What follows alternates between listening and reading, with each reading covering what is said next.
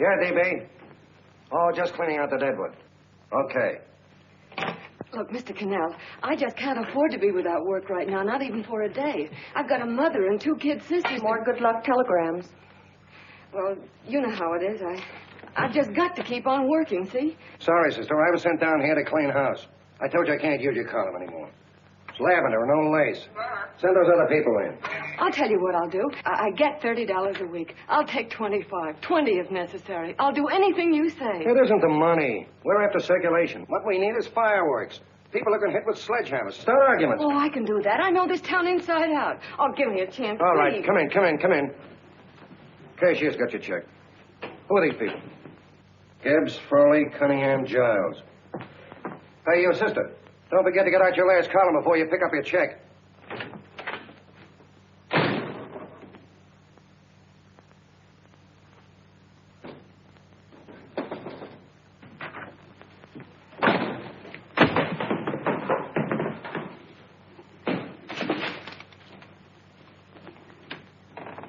You're a couple of sticks shy in your column, man. Big rich slob like D.B. Norton buys a paper and 40 heads are chopped off.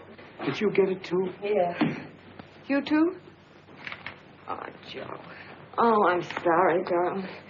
Why don't we tear the building down? Before you do, Ann, perhaps you'd better finish this column. Yeah, lavender and old lace. Wait, Joe. Wait. Wants fireworks, huh? Okay.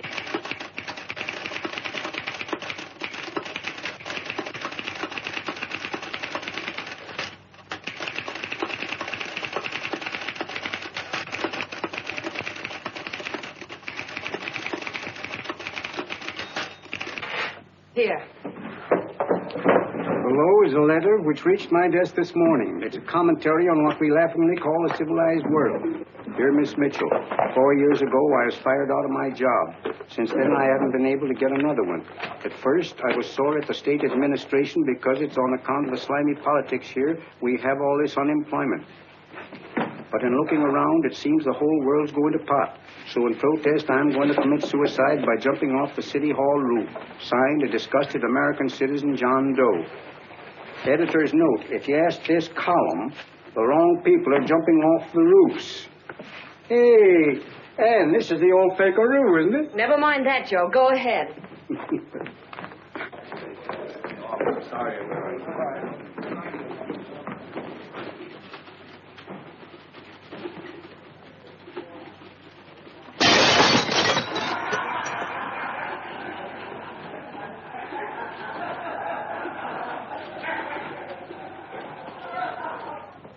And it's because of the slimy politics that we have all this unemployment here. There it is. That's D.B. Norton's opening attack on the governor. Why, Jim, it's just a letter sent into a column. No, I can smell it. That's Norton. Good morning, gentlemen. Good morning, Governor. Morning, Governor. You're rather early. Governor, did you happen to see this in a new bulletin? Yes. I had it served with my breakfast this morning. Jim thinks it's D.B. Norton at work. Of course it is. Oh, come, Jim. That little item, D.B. Norton does things in a much bigger way. This is his opening attack on you, Governor. Take my word for it. What did he buy a paper for? Why did he engage a high-pressure editor like Cannell for? He's in the oil business. I tell you, Governor, he's after your scalp. All right, Jim, all right. Don't burst a blood vessel. I'll look into it. Will you get me Spencer of the Daily Chronicle, please? Yes, I saw it, Governor. If you ask me, that's a phony letter. Why, that gagger's got whiskers on it. Okay, I'll get the mayor and maybe the Chamber of Commerce to go after them. Get Mayor Lovett on the phone. Sorry, the mayor's busy on the other phone. Yes, I know, Mrs. Brewster. It's a terrible reflection on our city. I've had a dozen calls already. Spencer of the Chronicle. Hold it. Just a minute. Yes, Mrs. Brewster. I'm listening. I insist that this John Doe man be found and given the job at once. Now, if something isn't done about it, I'll call out the whole auxiliary. Yes, and the junior auxiliary, too. We'll hold a meeting and see that it is. Yes, Spencer? Who? The governor? Well, what about me? It's my building he's jumping off of, and I'm up for re-election, too. What are you doing? Get Cannell at the bulletin. Why, he's liable to go right past my window. Get me Cannell. What was that? What? Out the window. Something just flew by. I didn't see anything. Well, don't stand there, you idiot. Go and look. Open the window. Oh, why did he have to pick on my building? Is there a crowd in the street? No, sir. Then maybe he's caught on a ledge. Look again. I think it must have been a seagull. A seagull? What's a seagull doing around the city hall? That's a bad omen, isn't it? Oh, no, sir. The seagull is a lovely bird. It's all right, Mrs. Brewster. It was just a seagull. Nothing's happened yet. No, I'm watching. Don't worry, Mrs. Brewster. Just leave it all to me. Spencer, I'll call you back. Hello, Cannell? What are you doing? This is the mayor. Yes, Mayor Lovett. How many times are you going to call me? I've got everybody and his brother and sister out looking for him. Did you see the box I'm running? An appeal to John Doe. Think it over, John. Life can be beautiful, says Mayor. If you need a job, apply to the editor of this paper and so forth and so forth. Okay, Mayor, I'll let you know as soon as I have something. What? Well, pull down the blinds. Went up to Miss Mitchell's house, boss. Boy, she's in a bad way. Where is she? Hey, do you know something? She supports a mother and 2 kids. What do you know about that? Did you find her? No. Her mother's awful worried about her. When she left the house, she said she was going on a roaring drunk. The girl, I mean. Go out and find her. Sure. Hey, but the biggest thing I didn't tell you, her old man's Doc Mitchell. You know the doctor saved my mother's life and wouldn't take any money for it? You remember that. Okay, boss, I'll go and look for it. Holy smokes, Commissioner, you've had 24 hours. Okay, Hawkshaw, grab a pencil. Here it is again. About 5'5", brown eyes, light chestnut hair, and as fine a pair of legs as ever walked into this office.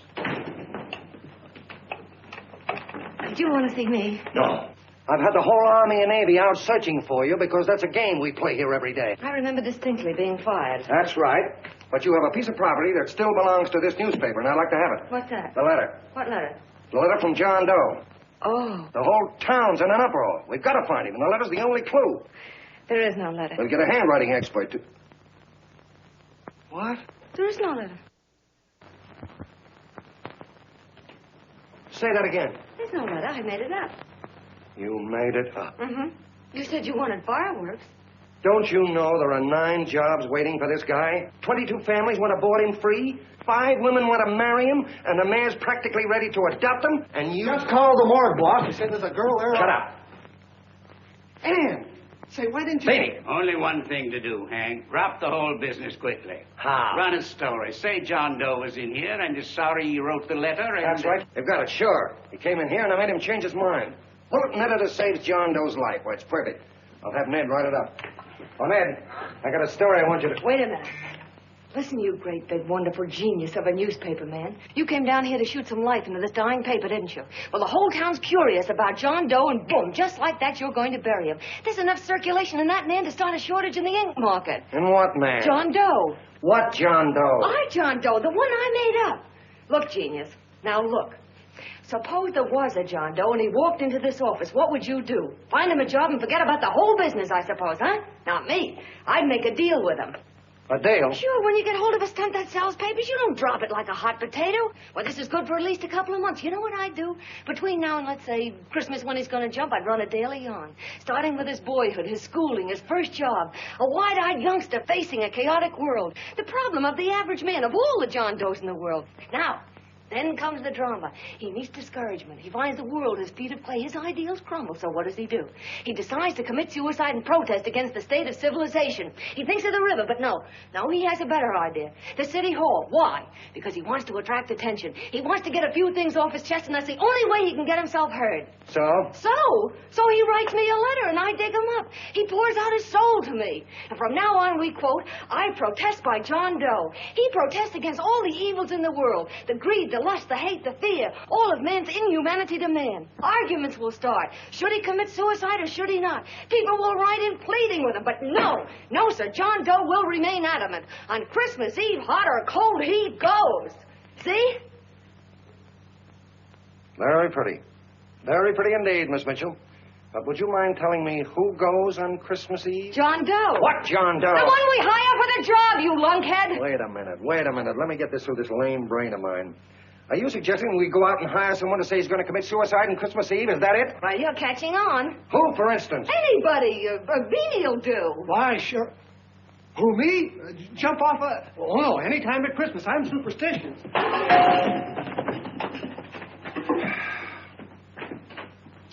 Miss Bishop, do me a favor. Will you go on out and get married and have a lot of babies, but Stay out of newspaper business. Better get that story in, Hank. It's getting late. You're supposed to be a smart guy. If it was raining $100 bills, you'd be out looking for a dime you lost someplace.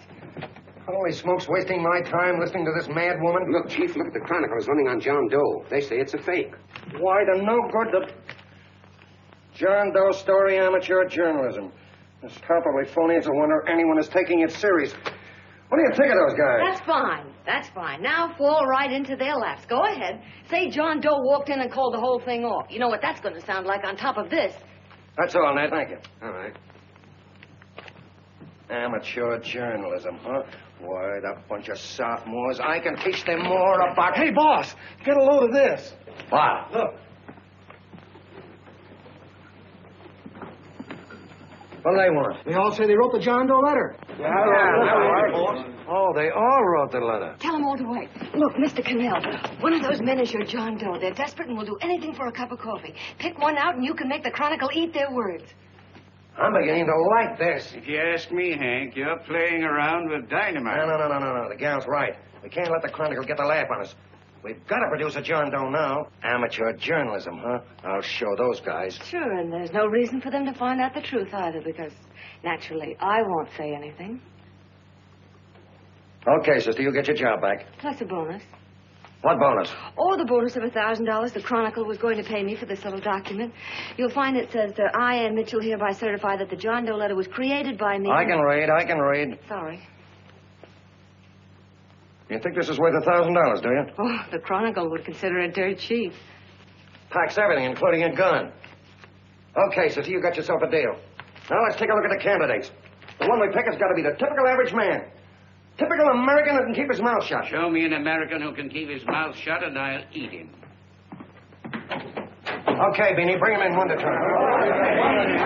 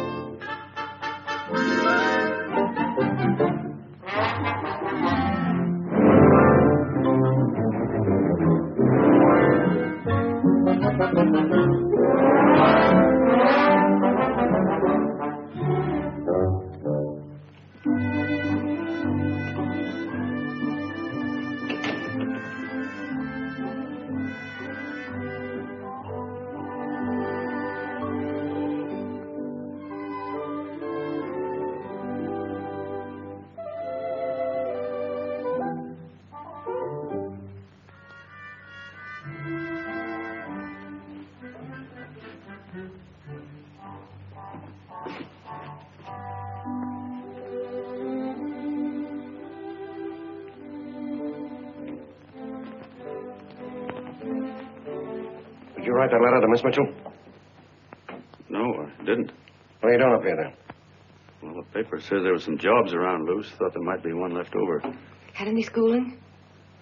Yeah, a little. What do you do when you work? I used to pitch. Baseball? Yeah. So the wing went bad. Where'd you play? Bush leagues, mostly. How about family? Got any family? No. Oh, just traveling through, huh? Yeah. Me and a friend of mine. He's outside. Looks all right. It's perfect. A baseball player. What could be more American? Oh, she had a family, though. Be less complicated without a family. Look at that face. It's wonderful. They'll believe him. Come on. What's your name? Willoughby. John Willoughby. Long John Willoughby, they called me in baseball. Would you like to make some money? Yeah. Maybe. Would you be willing to say you wrote that letter and stick by it?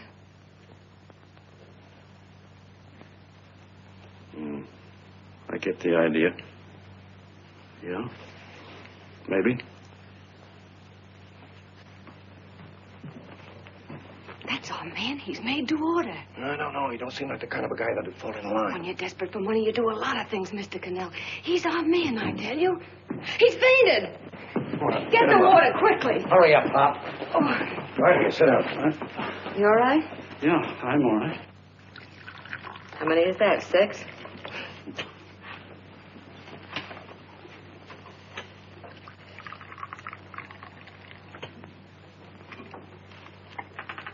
Pretty hungry, weren't you?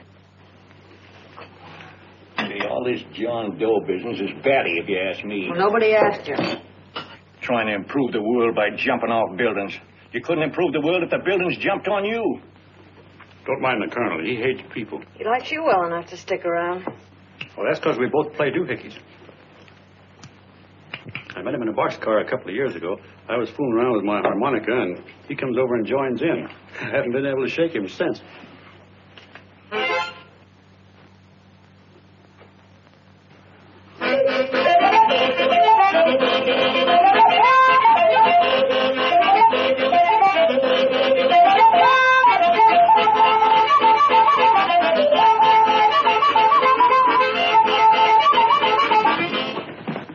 Here he is. No, you can't take pictures of him like that, eating a sandwich and with a beard. But he's going to jump off a building. Yes, but not because he's out of a job. That's not news. This man's going to jump as a matter of principle. Maybe you're right. We'll clean him up and put him in a hotel room under bodyguards. We'll make a mystery out of him. Did you speak to Mr. Norton? Thinks it's terrific. Says for us to go the limit. Wants us to build a bonfire under every big shot in the state. Oh, swell. Is that the contract? Yeah. What's he doing here? Friend of his. They play duets together. Duets? But can we trust him? Oh. I trust him. Oh, you trusted me. Well, that's fine. I suppose he trusts you, too. Oh, stop worrying. He's all right. Okay, but we don't want more than a couple of hundred people in on this thing. Now, the first thing I want is an exact copy of the John Doe letter in your own handwriting. I've got it already. Here. Now, that's fine. Now, I want you to sign this agreement. It gives us an exclusive story under your name, day by day, from now until Christmas. On December 26th, you get one railroad ticket out of town. And the bulletin agrees to pay to have your arm fixed. That's what you want, isn't it? Yeah, but it's got to be by Bonesetter Brown. Okay, Bonesetter Brown goes. Here, sign it. Meanwhile, here's $50 spending money. That's fine. Beanie? Yes, boss. Take charge of him. Get him a suite at the Imperial and hire some bodyguards. He had some new clothes, Beanie. Think we better have him to last? Yeah. Both of them? Yes, both of them, but don't let them out of your sight. Hey, Beanie, great suit, huh? Yeah. Okay, fellas.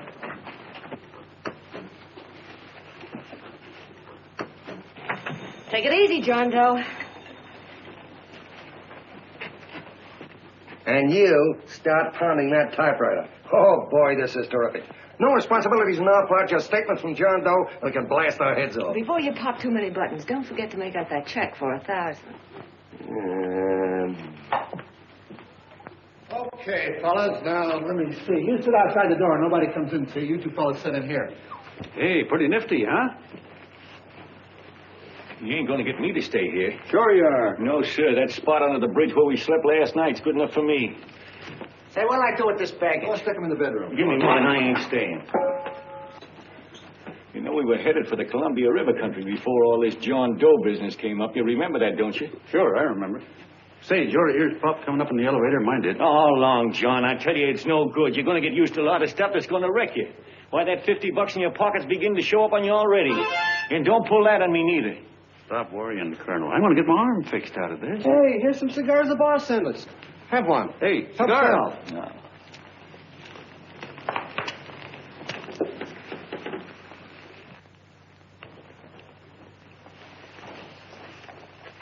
Say, I'll bet you even the major leaguers don't rate an outfit like this. Here, make yourself comfortable. Paper? I don't read no papers, and I don't listen to radios either. I know the world's been shaved by a drunken barber, and I don't have to read it. I've seen guys like you go under before. Guys that never had a worry. Then they got a hold of some dough and went goofy. The first thing that happens to a guy... all over the bedroom. No. The first thing that happens to a guy like that, he starts wanting to go into restaurants and sit down at a table and eat salads and cupcakes and tea. Boy, what that kind of food does to your system.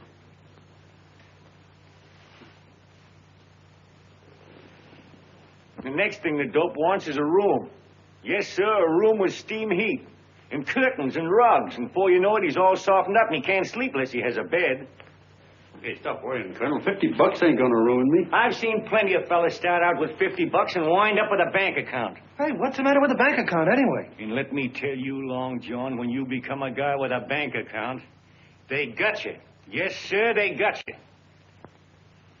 Who's got him? The helots. Who? Hey, there's the City Hall tower I was supposed to jump off of. It's even higher than this. Who's got him? The helots. Woo! Hey, wait a minute. You're not supposed to jump on Christmas Eve. Do you want to get me in a jam? If If it's going to get you in the jam, we'll do you a favor. I won't jump.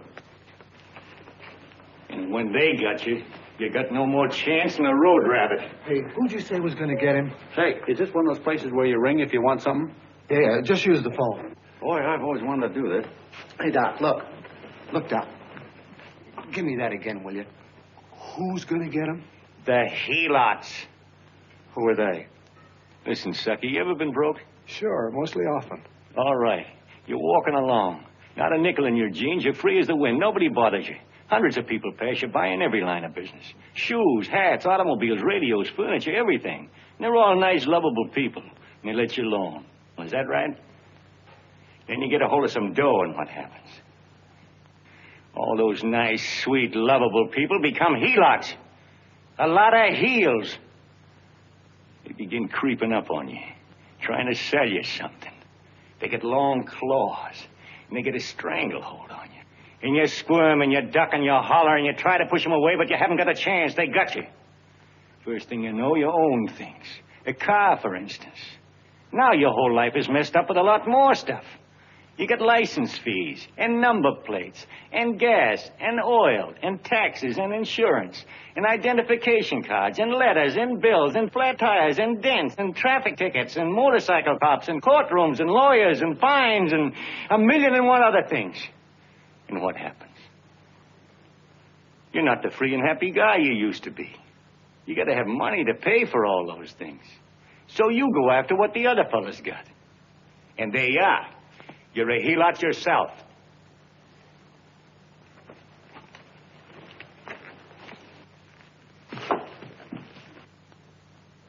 You win, Colonel. Here, take the 50. Go out and get rid of it. You bet I will, just as fast as I can. I'm going to get some canned goods, a fishing rod, and the rest I'm going to give away. Give away? Hey, get me a pitcher's glove. I got to get some practice. Say, he's giving it away. I'm going to get me some of that. Hey, come back here, you helot. Well, you send up 5 hamburgers with all the trimmings, 5 chocolate ice cream sodas, and 5 pieces of apple pie. No, apple with cheese. Yeah, thanks.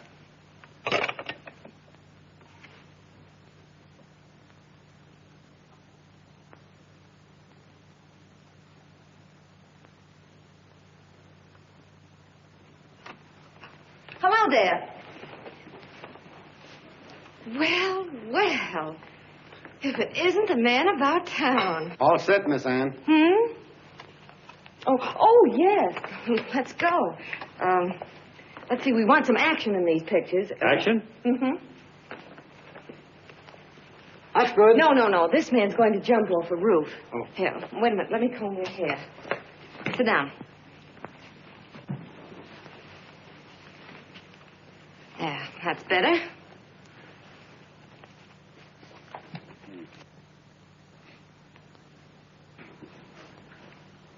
You know, he's got a nice face, hasn't he? Yeah, he's pretty.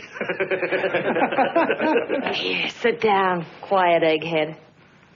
All right, now a serious expression. Can't. I'm feeling too good. Oh, come on now. This is serious. You're a man disgusted with all of civilization. With all of it? Yes, you're sore at the world. Come on now. Oh, crabby guy, huh? Yeah. No.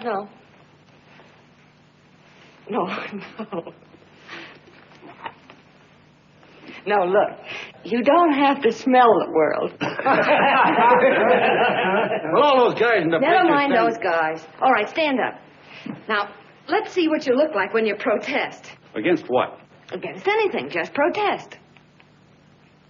You got me. Oh, look, I'm the umpire, and you just cut the heart of the plate with your fast one, and I called it a ball. What would you do? Oh, you did, huh? Yeah. Why can't you call him right, you boneheaded... Grab it, Eddie, grab it!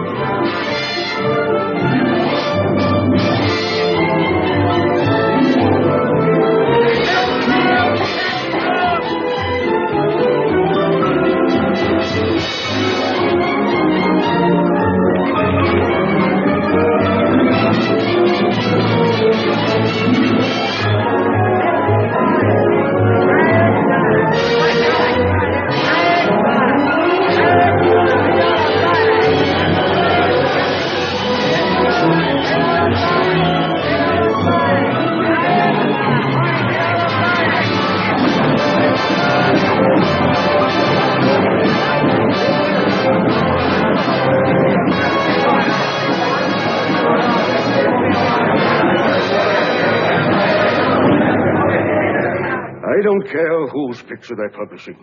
I still say that this John Doe person is a myth, and you can quote me on that. And I'm going to insist on his being produced for questioning. You know as well as I do that this whole thing is being engineered by a vicious man with a vicious purpose, Mr. D.B. Norton.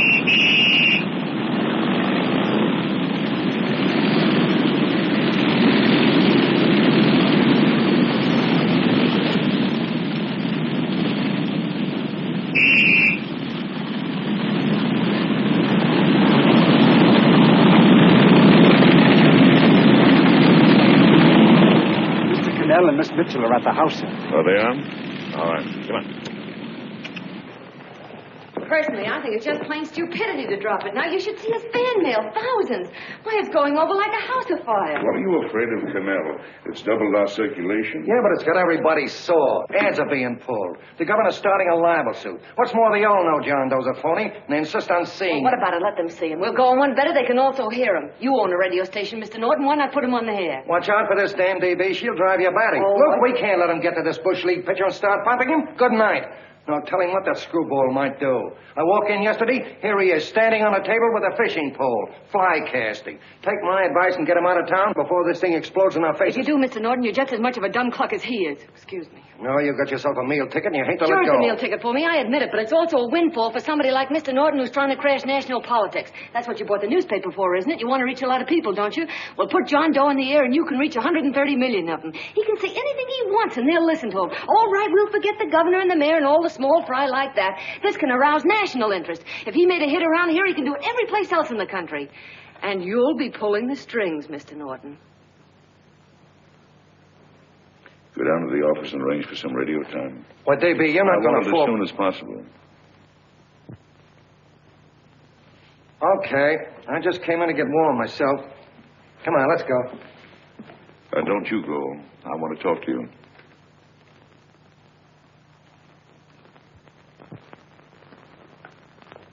Sit down.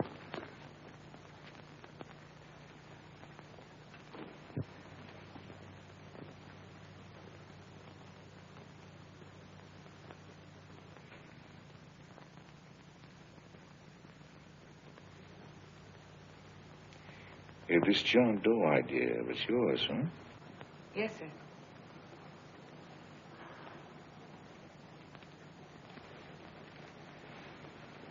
How much money do you get?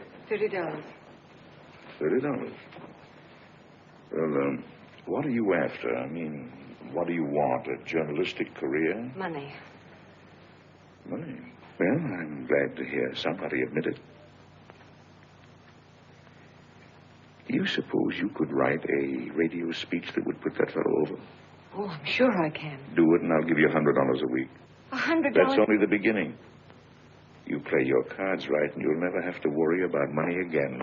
Oh, I knew it. Hello. Hello. Whenever there's a pretty woman around. This is my nephew, Ted Sheldon, Miss Mitchell. How do you do? How do you do? All right, Casanova, I'll give you a break. See that Miss Mitchell gets a car to take her home. Always reading my mind, aren't you? Thank you very much for everything.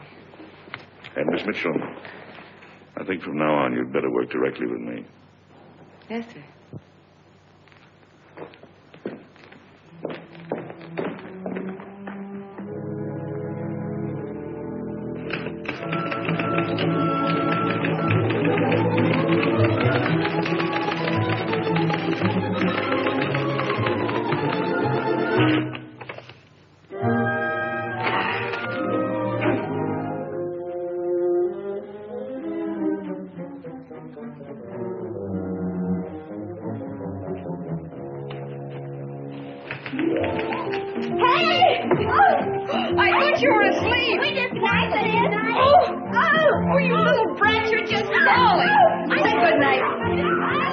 Come, children. It's past your bedtime.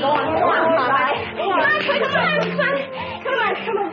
Now, scooch off the bed. Pour through me. I'm done. I'll never get this speech right. Oh, yes, you will, Ann, dear. You're very clever. Yeah, I know. What are you looking for? Your purse. I need $10. What for? I gave you 50 just the other day. Yes, I know, dear, but Mrs. Burke had her baby yesterday. 9 pounds. And there wasn't a thing in the house. And then the community chest lady came. And the 50's all gone, huh? Who's the 10 for? The Websters. The Websters. You remember those lovely people your father used to take care of. I thought I'd buy them some groceries. Oh, Anne, dear, it's a shame those... You're marvelous, Ma. You're just like Father used to be. Do you realize a couple of weeks ago we didn't have enough to eat ourselves? Well, yes, I know, dear, but these people are in such need. And we have plenty now. If you're thinking of that $1,000, forget it. It's practically all gone. We owed everybody in town. Now, you just got to stop giving all your money away. Oh, Anne, dear.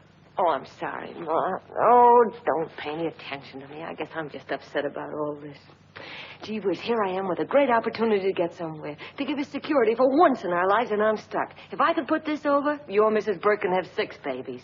You mean this speech you're writing? Yeah, I don't know. I simply can't get it to gel.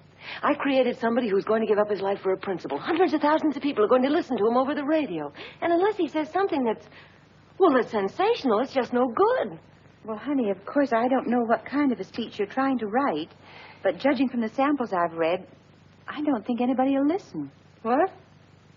Darling, there's so many complaining political speeches.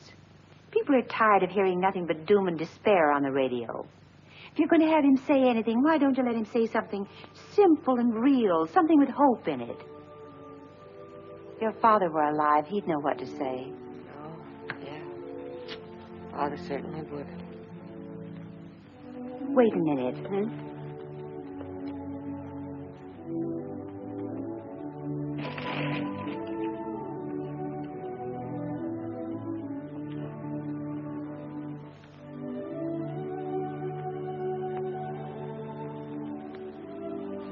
That's your father's diary, Anne. Father's...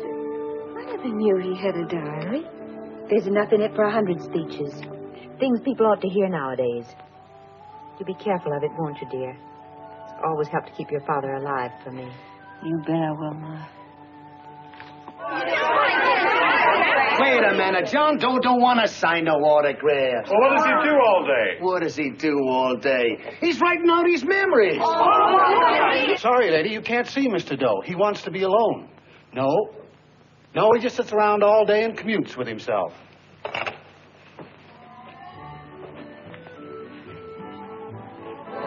Whoa!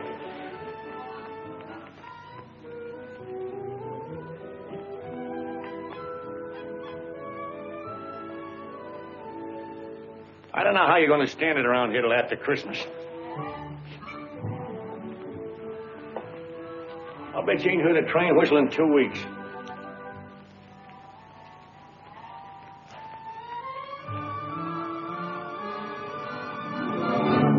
Steve, right!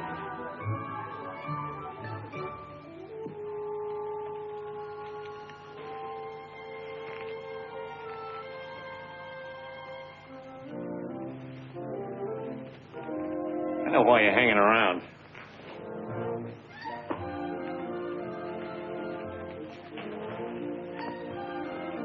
You're stuck on the girl. That's all a guy needs is to get hooked up with a woman.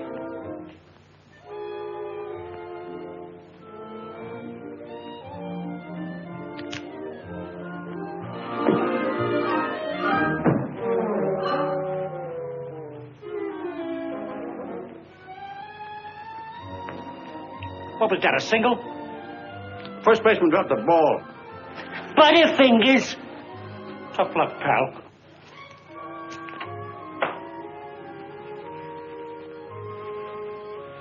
Guy has a woman on his hands. First thing he knows, his life is balled up with a lot more things. Furniture.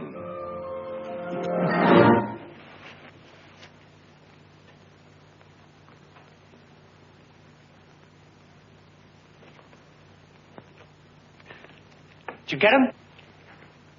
You're out. Swell. What's this, the end of the 8th? 9th.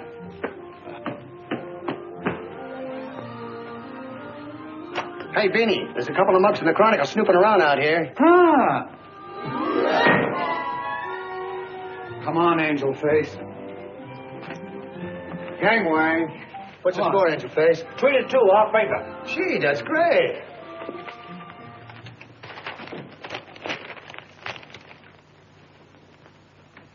Hey, you got swell form there. Must have been a pretty good pitcher. Pretty good. Say, I was just about ready for the major leagues when I chipped a bone in my elbow. I got it pitching a 19-inning game. 19? Yeah. There was a major league scout there watching me, too. And he came down after a game of the contract. You know what? I couldn't lift my arm to sign it. I'll be okay, though, as soon as I get it fixed up. It's too bad. What do you mean, too bad? Huh? Oh, that you'll never be able to play again. What are you talking about? I just told you I was going to get... Well, you know how they are in baseball if a guy's mixed up in a racket. Racket? What do you mean? Well, I was just thinking about this John Doe business. Why, as soon as it comes out it's all a fake, you'll be washed up in baseball, won't you? Yeah. Doggone. I never thought about that.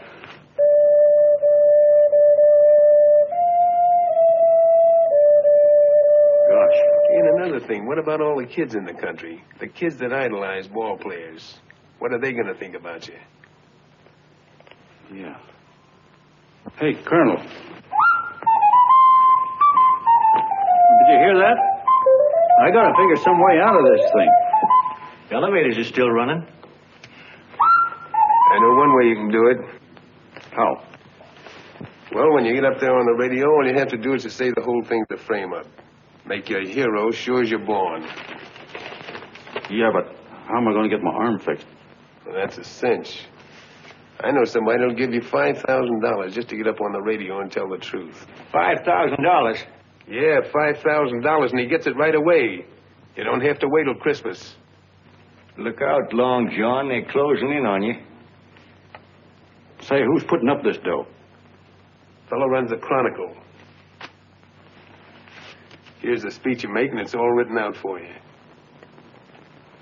$5,000. Holy mackerel, I can see the helots coming, the whole army of them. It's on the level.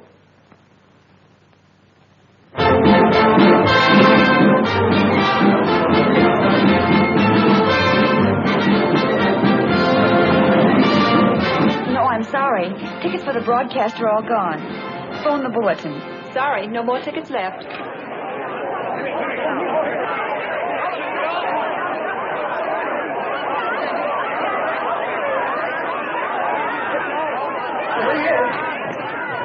Oh, John, all set for the big night? Swell. Turn around. One moment. Now stand Hold still. it. Hold it. Big smile, Miss Hill. Okay, Jeannie, that's all. Take him now. Now, look, John, here's the speech. It's in caps and double spaced. You won't have any trouble reading it. Not nervous, are you? No. Of course not. He wouldn't be. Who? John Doe, the one in there. Hey, don't let your knees rattle. It picks up on the mic. Oh, Beanie, you needn't be nervous, John. All you have to remember is to be sincere. Pick up that phone, Miss Mitchell. It's for you. Okay. Hello? Yes, Mother. Oh, thank you, darling. Oh, there he is, the poor dear man. Oh, good luck to you, Mr. Doe. We want you to know that we're all for you. The girls all decide that you're not to jump off any roof. We'll stop it. You got the speech I gave you? Yeah. Now, look. I'll give this money to the colonel just as soon as you get started. We'll have a car waiting at the side entrance for you. Okay. How'd you get in here? Huh? Oh, I just came in to wish him luck. Come on, out. Mother says good luck, too. John, when you read that speech, please believe every word of it. He's turned out to be a wonderful person, John. Who? John Doe, the one in the speech. Oh. You know something? I've actually fallen in love with him. All right, there he is, sister. Now, come on, plenty of room. What's the idea? No, that's too much. That's not so much. Come on. That's it. Oh, this is no time for cheap publicity, Mr. Cannell. Listen, if that guy lays an egg, I want to get something out of it. I'm getting a Jane Doe ready. Oh, come on. Yes. Will you, fellas? Give me a chance. That's I have enough. to... One more. No, that's fine, honey. You go ahead. All right, Go Eddie. ahead. How you doing? Oh. All right, Benny, bring him in. Holy smoke, a half a helot. There you are, boss, just like you ordered. Symbols of little people. Okay, get him up. All right, young fella. This is ridiculous, Mr. Cannell. Come on, give me a chance. It is on the air. Come on, stop it. Oh, fellas, I told you to have it. You want it. No, come on. You can have a... Come on, that's right. Do what you can get all the pictures you want. Thank you very much. Come on. Well, yeah, that's right. Come on, Snooks, you better bail out. Say goodbye, Mr. Doe. Beanie. All right. Better get ready. 1 minute to go. Wow, 1 minute to go. Our score is nothing to nothing. Now, please, John, you won't let me down, will you? Will you? Of course you won't. if you'll just think of yourself as the real John Doe. Listen, everything in that speech are things a certain man believed in. He was my father, John, and when he talked, people listened. And they listened to you, too. Funny. You know what my mother said the other night? She said to look into your eyes, that I'd see Father there. Hey, what do you say? Okay, we're coming. Come on. Now, listen, John, you're a pitcher. Now get in there and pitch. Good luck. Give him on, let him through. Come on.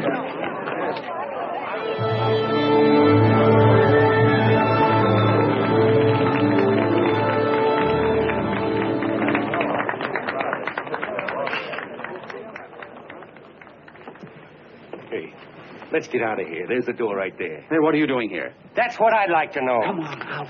Hey, he's a friend of mine. Never mind, let him alone. He's all right.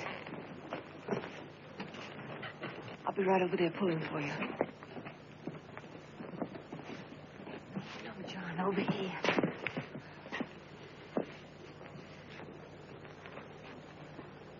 Stand by.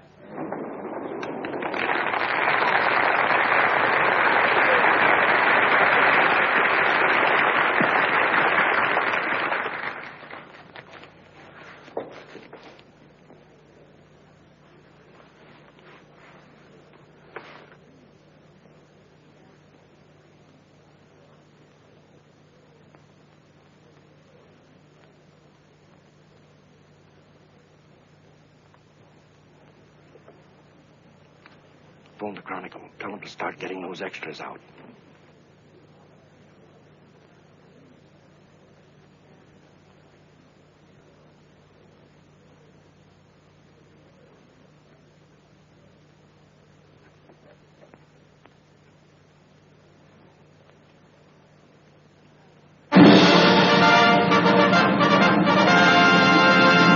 And good evening, ladies and gentlemen. This is Kenneth Fry speaking for the New Bulletin. Tonight we give you something entirely new and different.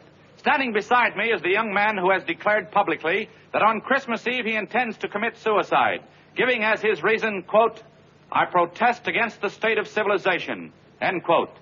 Ladies and gentlemen, the New Bulletin takes pleasure in presenting the man who is fast becoming the most talked of person in the whole country, John Doe.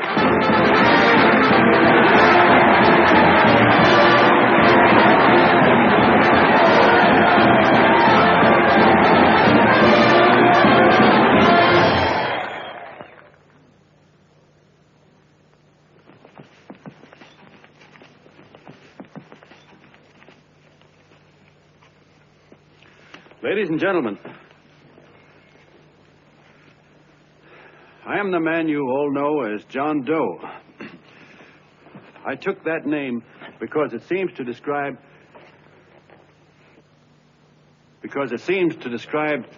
average man. And that's me. And that's me. Well, it was me before I said I was going to jump off the city hall roof at midnight on Christmas Eve. Now I guess I'm not average anymore. Now I'm getting all sorts of attention. From big shots, too. We've been double-crossed. The mayor and the governor, for instance. They don't like those articles I've been writing. You're an imposter, young fellow. That's a pack of lies you're telling. Who wrote that speech for you?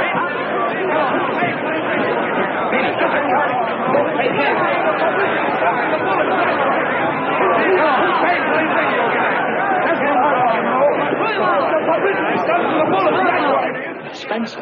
Ladies and gentlemen, the disturbance you just heard was caused by someone in the audience who tried to heckle Mr. Doe. The speech will continue.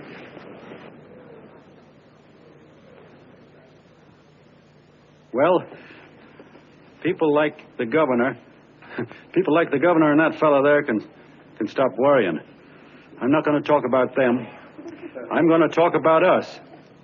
The average guys, the John Does. If anybody should ask you what the average John Doe is like, you couldn't tell him because he's 1,000,001 things. He's Mr. Big and Mr. Small. He's simple and he's wise. He's inherently honest, but he's got a streak of larceny in his heart. He seldom walks up to a public telephone without shoving his finger into the slot to see if somebody left a nickel there.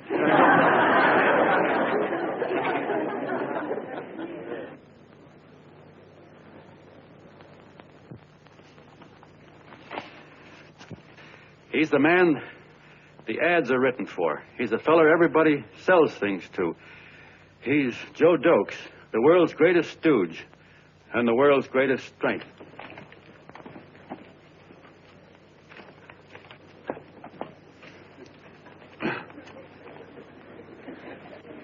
Yes, sir. Yes, sir, we're a great family, the John Does. We are the meek who are supposed to inherit the earth. You'll find us everywhere.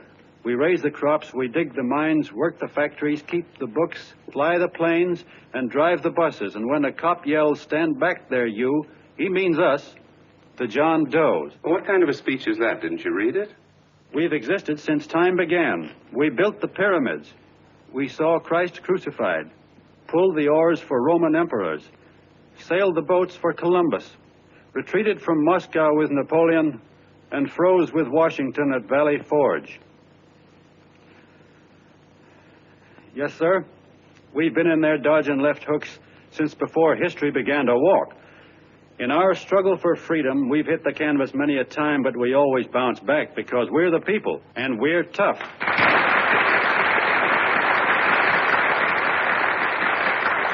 They've started a lot of talk about free people going soft, that we can't take it. That's a lot of hooey. A free people can beat the world at anything, from war to tiddlywinks, if we all pull in the same direction.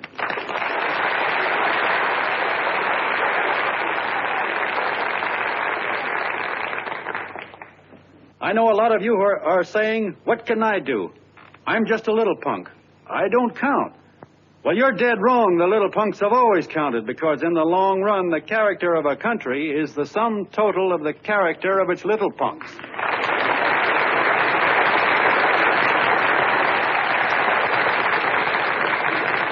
But we've all got to get in there and pitch. We can't win the old ball game unless we have teamwork. And that's where every John Doe comes in. It's up to him to get together with his teammate. And your teammate, my friends, is the guy next door to you. Your neighbor. He's a terribly important guy, that guy next door. You're going to need him, and he's going to need you, so look him up. If he's sick, call on him. If he's hungry, feed him. If he's out of a job, find him one. To most of you, your neighbor is a stranger, a guy with a barking dog and a high fence around him. Now, you can't be a stranger to any guy that's on your own team. So tear down the fence that separates you. Tear down the fence, and you'll tear down a lot of hates and prejudices. Tear down all the fences in the country, and you'll really have teamwork.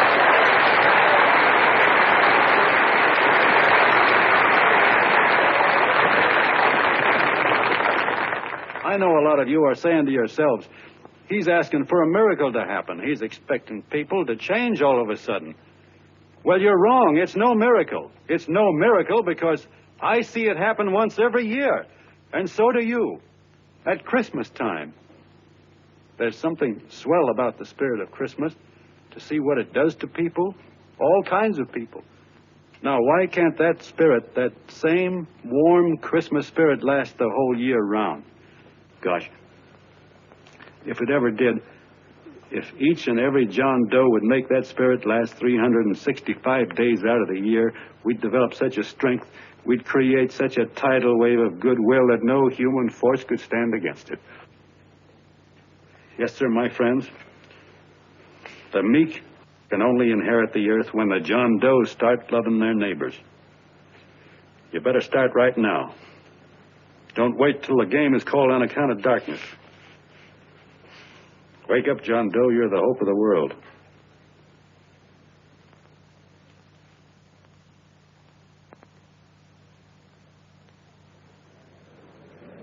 John, you were wonderful.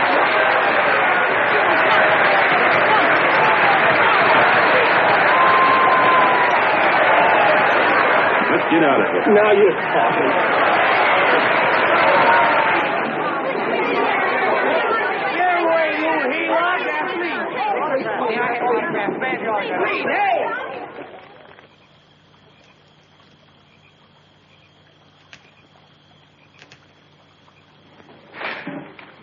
I knew you'd wake up sooner or later. Boy, am I glad we got out of that mess. I had the $5,000 sewed up. Could have been on my way to old Doc Brown. You're a pitcher, John, she says. Now, go in there and pitch. What a sucker. Yeah, she's a he-lot just like the rest of us. Lucky you got away from her. What was I doing up there making a speech anyway? Me, huh? Geez, the more I think about it, the more I could... Tear down all the fences. Why, if you tore one picket off of your neighbor's fence, he'd sue you. $5,000 had it right in my hand. What do you mean he ran away? We'll go after him, find him. That man is terrific.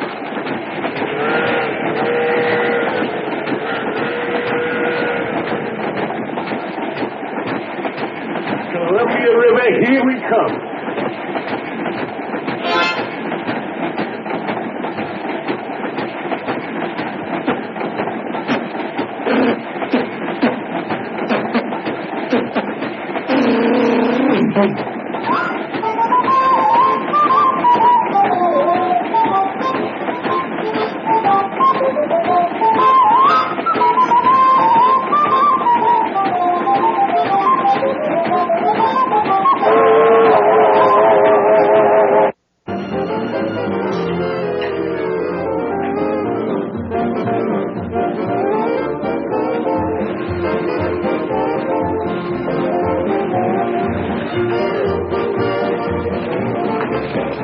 Jitterbugs. Yeah.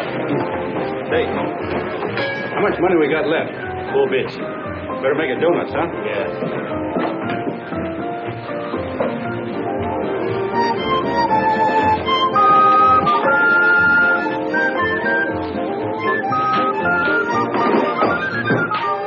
What'll it be, Jed? Have you got a couple of steaks about that big and about that thick? Yeah, with hash brown potatoes and tomatoes and apple pie and ice cream and coffee. And donuts, I know. Hey, Ma! Seekers, a fair. Seekers a fair coming up. Glad he took the tea out of that.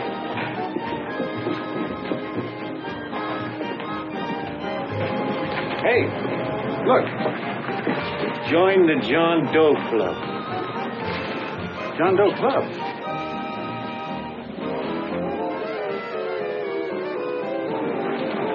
Oh.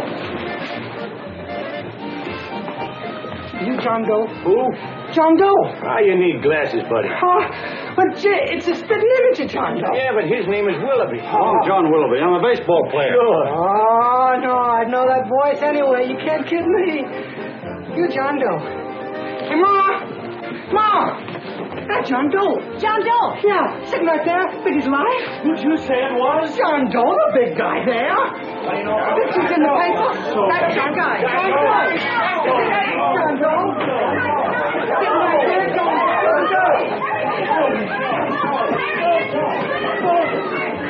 Hey, operator. Dan Feeder. Look, call everybody in town. John Doe was just in my place. Yeah, he ordered donuts.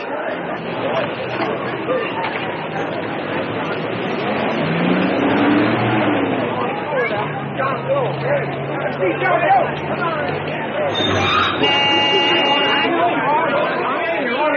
John Doe, we're all neighbors. And my office is packed like a sardine box. What does John Doe look like, Mr. Mayor? Oh, he's one of those great big outdoor type men. No, you can't see him. You didn't vote for me the last time. Shame on you. What are you doing there? Get off my front porch anyhow. Mr. Norton come yet? Oh, well, I wonder where he's at. What's keeping him? He should have been here 15 minutes ago. Oh, there he comes now. Now, everybody on your dignity. Don't do anything to disgrace us. A little town, but we got to show off. Better let me talk to him. All right, but present it to him as a great cause for the common man. Ah, here he comes. Now, give him room down there. Give him room, folks. Come on now. Come on. Here it comes. Here it comes. Here's Mr. Norton.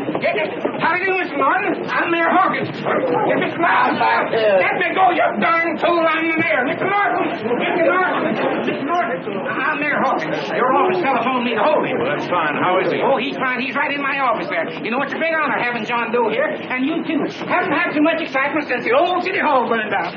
People are so excited and they'll let George clothes off. Oh, Matilda, darling, phone the newspapers, tell them Mr. Norton's here. Step right inside, Mr. Norton. My office. Very comfortable here, Mr. Norton. Just had it air conditioned. Gangway, please. Make room for Mr. Norton. Gangway. Gangway. Here he is, Mr. Norton. Well taken care of. The neighbors are serving him a light lunch. Hello, John. Well, Mr. Mayor, if you don't mind, we'd like to talk to him alone. Why, certainly, certainly. All right, everybody. Clear out. No, but you... Everybody, quickly now. Come on. Come on. Come on.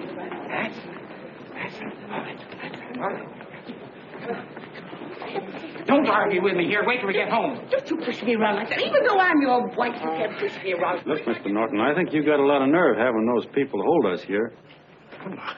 There's nobody holding you here, Mr. Doe. It's only natural that There's nobody holding us here. Let's get going. Incidentally, my name isn't Doe. It's Willoughby. Look, John, something terribly important's happened. They're forming John Doe clubs. We know of 8 already, and they say that there's... John Doe clubs? What for? To carry out the principles you talked about in your radio speech. I don't care what they're forming. I'm on my way, and I don't like the idea of being stopped either. Oh, but you don't know how big this thing is. You should see the thousands of telegrams we've received and what they're saying about you. Look, it started as a circulation stunt, didn't it? Well, you got your circulation. Now, why don't you let me alone? Oh, it started as a circulation stunt, but it isn't anymore. Mr. Norton wants to get back of it and sponsor John Doe clubs all over the country. He wants to send you on a lecture tour. Me? Uh-huh. Well, certainly, with your ability to influence people, it might grow into a glorious movement. Say, let's get something straight here. I don't want any part of this thing. If you got an idea I'm going around lecturing to people, why, you're crazy. Baseball's my racket, and I'm sticking to it. Come on, Colonel, let's get out of here. John, please. I just got rid of one crowd. But please, Mr. Mayor, tell him the John Doe Club wants to talk to him. Let them in, Mr. Mayor. Let them come in. Okay, folks, but remember your manners. No stampeding. Walk slow, like you do when you come to pay your taxes.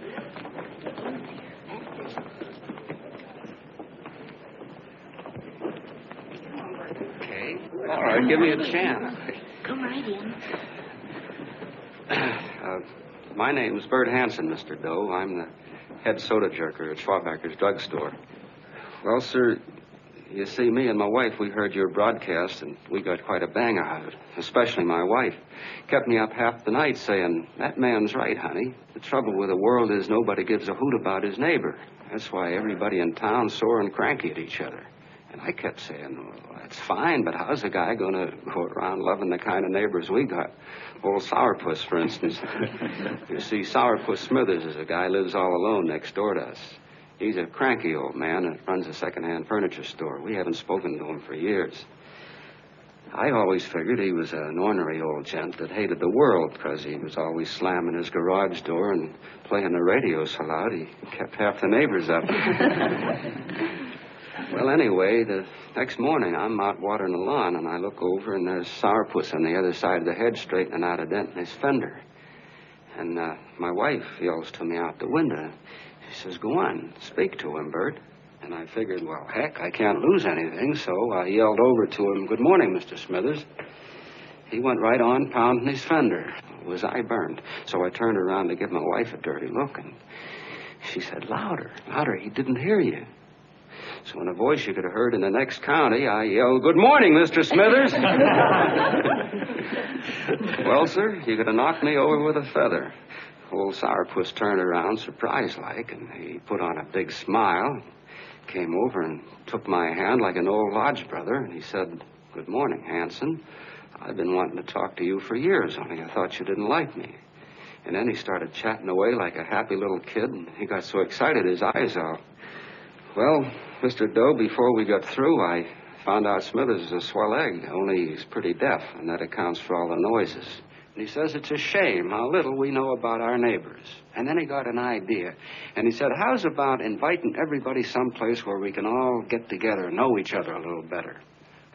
Well, I'm feeling so good by this time, I'm ripe for anything. So Smithers goes around the neighborhood inviting everybody to a meeting at the schoolhouse, and I tell everybody that comes in the store, including Mr. Schwabacker, my boss. I'm talking too much. Well, I'll be doggone if 40 people don't show up. Of course, none of us knew what to do, but we sure got a kick out of seeing how glad everybody was just to say hello to one another.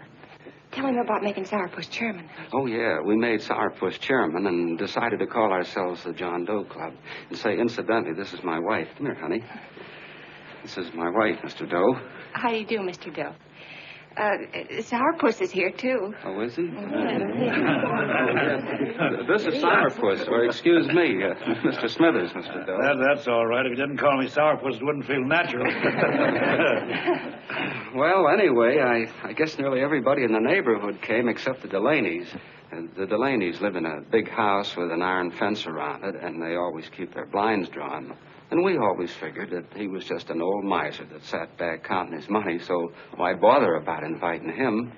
Until Grimes, the milkman, spoke up, and he said, say, you've got the Delaney's all wrong.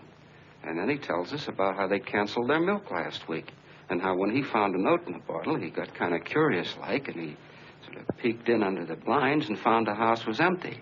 If you ask me, he says, they're starving. Old man Delaney has been bringing his furniture over to my place at night, one piece at a time, and selling it. Yeah. And, well, sir, a half dozen of us ran over there to fetch him, and we brought him to the meeting. What a reception they got. Why, everybody shook hands with him and made a fuss over them, and, well, finally, Mr. and Mrs. Delaney just sat right down and cried. And then we started to find out about a lot of other people. Yeah, sure. Well, you know Grubel, for instance. Grubel's here. See? Yeah, that's a... Of course, you don't know Grubel, but he's the man that everybody figured was the worst no-account in the neighborhood because he was living like a hermit, and nobody would have anything to do with him. That isn't until Murphy, the postman, told us the truth. Why, Grubel, he says, he lives out of garbage cans because he won't take charity, because it'd ruin his self-respect, he says. Just like you said on the radio, Mr. Doe. Well, sir, about a dozen families got together and gave Grubel a job watering their lawns. Isn't that wonderful? And then we found jobs for 6 other people, and they've all gone off for relief. Yeah, and my boss, Mr. Schwabecker, made a job in his warehouse for old man Delaney. And he gave you that $5 raise. Yeah, wasn't that swell? Why, Bert, I feel slighted. I'd like to join, but nobody asked me. Oh, I'm sorry, Mayor, but we voted that no politician could join. Just the John Does of the neighborhood, because you know how politicians are. Well, the reason we wanted to tell you this, Mr. Doe, was to give you an idea of what you've started. And from where I'm sitting, I don't see any sense in you jumping off any building. No. Well, thank you for listening. Goodbye, Mr. Doe. You're a wonderful man, and it strikes me you can be mighty useful walking around for a while. Goodbye, Mr. Doe. Goodbye, Mr. Doe.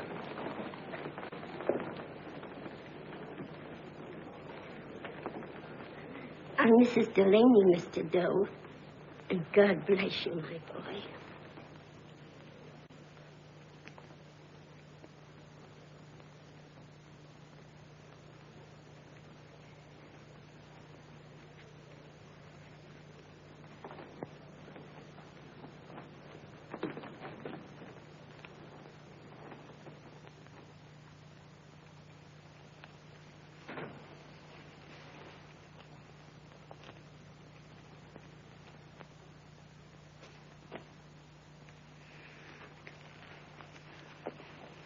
Gee whiz, I'm all mixed up. I don't get it. Look, all those swell people think I'm going to jump off a building or something. I never had any such idea. Gosh. The fellow'd have to be a mighty fine example himself to go around telling other people how to...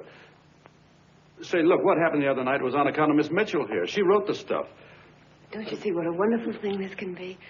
But we need you, John. You're hooked. I can see that right now. They got you. Well, I'm through. For 3 years, I've been trying to get you up to the Columbia River country. First it was your glass arm, then it was the radio, and now it's the John Doe clubs. Well, I ain't waiting another minute. Gangway, you helots. Hey, Colonel, wait a minute. Colonel!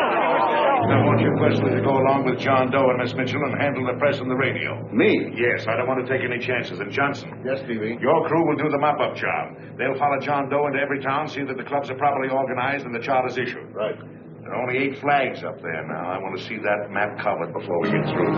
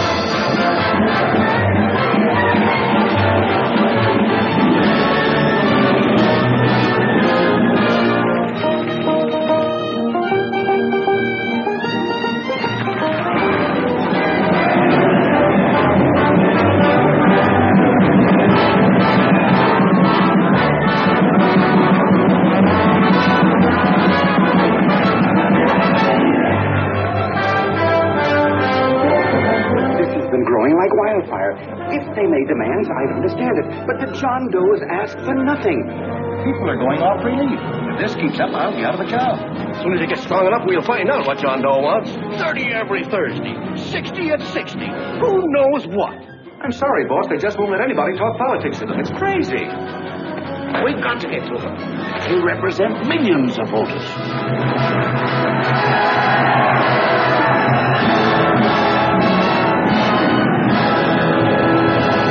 I tell you, ladies and gentlemen, this thing has been nothing short of a prairie fire. We've received so many applications for charters to the John Doe clubs, we haven't been able to take care of them. I'd hate to have that many pins stuck in me. This John Doe convention is a natural. It's going to put our city on the map. Why, over 2,400 John Doe clubs are sending delegates. Can you imagine that? You, Mr. Mayor, will be the official host. You will make the arrangements for decorating the city, parades, and a reception for John Doe when he gets home. And don't wear your high hat. No high hat? No high hat. And from you, Cannell, I want a special John Doe edition every day until the convention is over. And now, if you will, please step into the outer office and look your prettiest because there are photographers there to take pictures of this committee. Don't worry, Libby. Everything will be taken care of. Isn't it all too wonderful? Gather down here to an ice cream. I'll get an ice cream from you. Oh, Mr. Mayor, would you step down in front row, please? You ladies get close to him. That's it. Well, I don't get it. Get what? Look, DB, I'm supposed to know my way around. This John Doe movement has cost you a fortune. Now, this convention is going to cost plenty. Well? Well, I'm stuck with 2 and 2, and I'm a sucker if I can make 4 out of it. Where do you come in? I'll have the satisfaction of knowing that my money has been spent for a worthy cause. I see. I better stick to running the paper, huh? I think maybe you better have.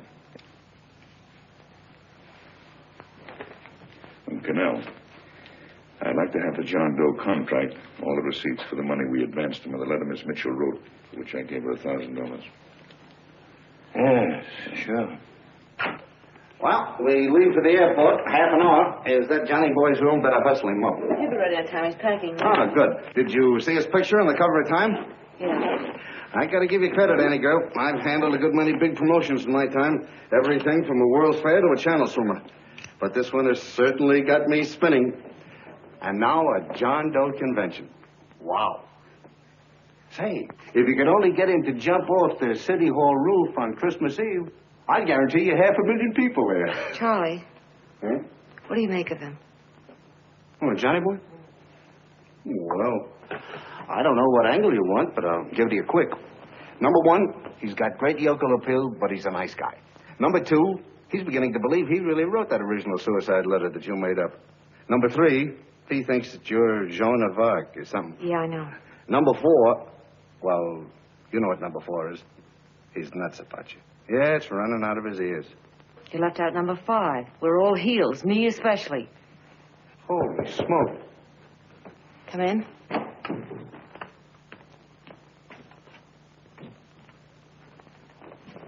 More pack. Good. I'll go and get Beanie Boy. Okay, Charlie boy.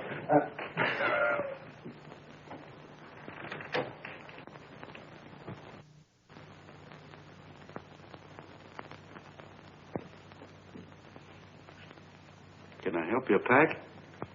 No, thank you.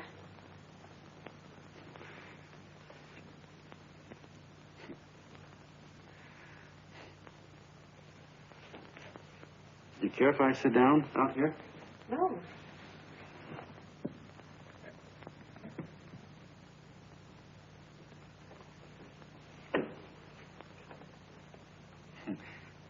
You know, I had a crazy dream last night. It was about you. About me? Sure was crazy. I dreamt I was your father.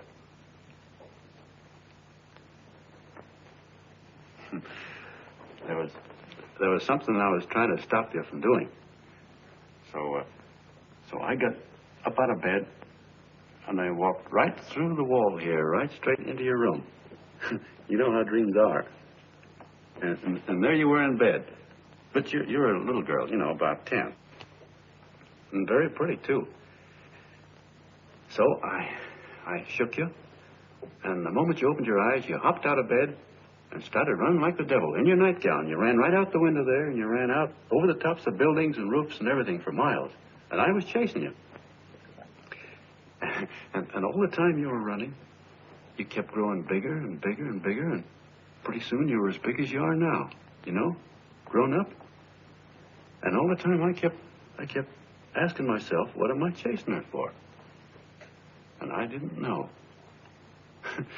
Isn't that a hot one? Well, anyway, you ran into some place, and then I ran in after you, and when I got there, there you were, getting married. And the nightgown had changed into a beautiful wedding gown. You sure look pretty, too. And then I knew what it was I was trying to stop you from doing. Dreams are sure crazy, aren't they? Well, would you like to know who it was you were marrying? Oh, a tall, handsome Ubangi, I suppose. No, not that bad. It was that fellow that sends you flowers every day. Yeah, what's his name? Mr. Norton's nephew? Ted Sheldon. Yeah, that's the one. But here's the funniest part of it all. I was the fellow up there doing the marrying, you know, the justice of peace or something. You were? I thought you were chasing me. Well, yes, I was, but I was your father then, see? But the real me, John Doe, or that is, Long John Willoughby, I was the fellow up there with the book. You know what I mean? I guess so. Then what happened? Well, I took you across my knee and I started spanking you. That is, I didn't do it. I mean, I did do it, but it wasn't me, you see. I was your father then. Well, I held you across my knee and I said, Annie, I won't allow you to marry a man that's just rich or that has his secretary send you flowers. The man you marry has got to swim rivers for you. He's got to climb high mountains for you. He's got to slay dragons for you. He's got to perform wonderful deeds for you. Yes, sir. And all the time, the guy up there, you know, with the book, me, just stood there nodding his head. And he said, go to it, Pop. Whack her one from me, because that's just the way I feel about it, too. So he said, come on down here and whack her yourself. So I came down and I whacked you a good one, see? And he whacked you. And I whacked you another one. We both started whacking you like... Well, if you're through whacking her, come on, let's get going. Okay, fellas, right in here. You go out the side entrance with a bunch of autograph seekers out front. We'll be down with the bags in a minute. Come on, don't make a government project out of this. Hi, Benny. When's our plane take off again? Couple of minutes. How many people do you think we've talked to already outside the radio? I mean... Oh, I don't know. About 300,000. 300,000. What makes them do it, Ann? What makes them come and listen and get up their John Doe clubs the way they do? I've been trying to figure it out. Look, John, what we're handing them are platitudes. Things they've heard 1,000,000 times. Love thy neighbor, clouds have silver linings, turn the other cheek. It's just a... Yeah, I heard them 1,000,000 times, too, but... there you are. Maybe they're like me, just beginning to get an idea of what those things mean. You know, I never thought much about people before. They were always just somebody to fill up the bleachers. The only time I worried about them is when they didn't come in to see me pitch. You know, lately I've been watching them when I talk to them.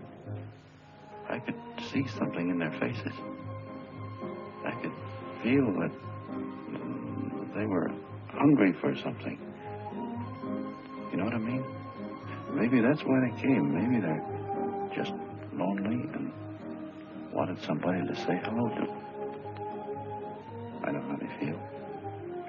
I've been lonely and hungry for something practically all my life.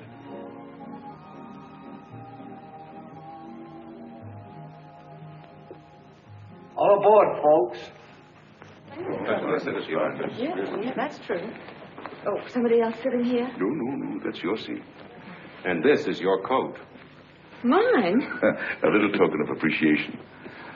Oh. Oh, it's beautiful, D.B. Well, I don't quite know what to say. Well, don't say anything at all. Just sit down. Oh. Go ahead, open it. Oh. lovely. And a new contract goes with it. Well, come on, spring it. You've got something on your mind. It must be stupendous. You know, that's what I like about it. Right to the point. Like that. All right, Practical Annie. Here it is. Tomorrow night, before a crowd of 15,000 people and talking over a nationwide radio hookup, John Doe will announce the formation of a third party. A third party? Yes, the John Doe Party. Devoted entirely to the interests of all the John Does all over the country. Which practically means 90% of the voters. He will also announce the third party's candidate for the presidency. A man whom he personally recommends. A great humanitarian. The best friend the John Does have. Mr. D.B. Norton. Yes.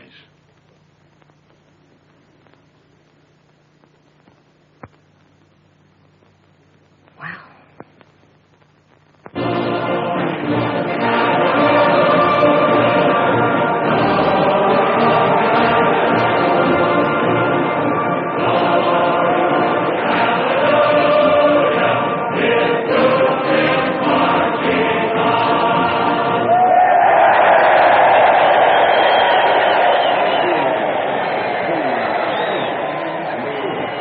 The opening of the convention is hours off. The delegates are already pouring into the ballpark by the droves, with lunch baskets, banners, and petitions asking John Doe not to jump off any roof. No matter how you look at it, it's still a phenomenal movement. These John Does, or the hoi polloi, as you've heard people call them, have been laughed at and ridiculed. But here they are, gay and happy, having traveled thousands of miles, their expenses paid by their neighbors, to come here to pay homage to their hero, John Doe. And in these days of wars and bombings, it's a hopeful sign that a simple idea like this can sweep the country. An idea based on friendliness, on giving and not taking, on helping your neighbor and asking nothing in return. And if a thing like this can happen, don't let any of your grumbling friends tell you that humanity is falling apart.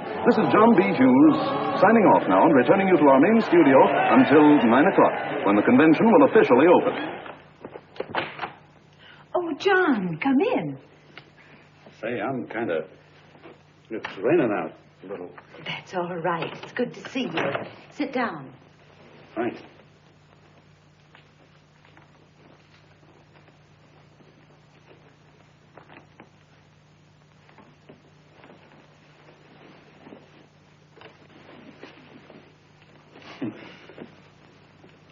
It's for Anne. Oh, how nice. Thank you very much. Flowers. I'm terribly sorry she isn't here. She isn't? No, she just left. I'm surprised you didn't run into her. She went over to Mr. Norton's house. Oh. Did you want to see her about something important? Yeah. Well, no, it'll wait. Say, he's a nice man, isn't he? Mr. Norton, I mean. He's done an awful lot for the...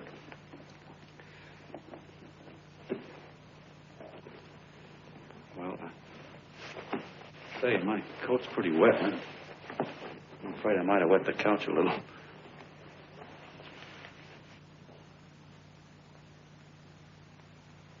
Well, I guess I'll see her at the convention later. Yes, of course. I'll see that she gets the flowers. Thanks. Good night, Mrs. Mitchell. Good night, John.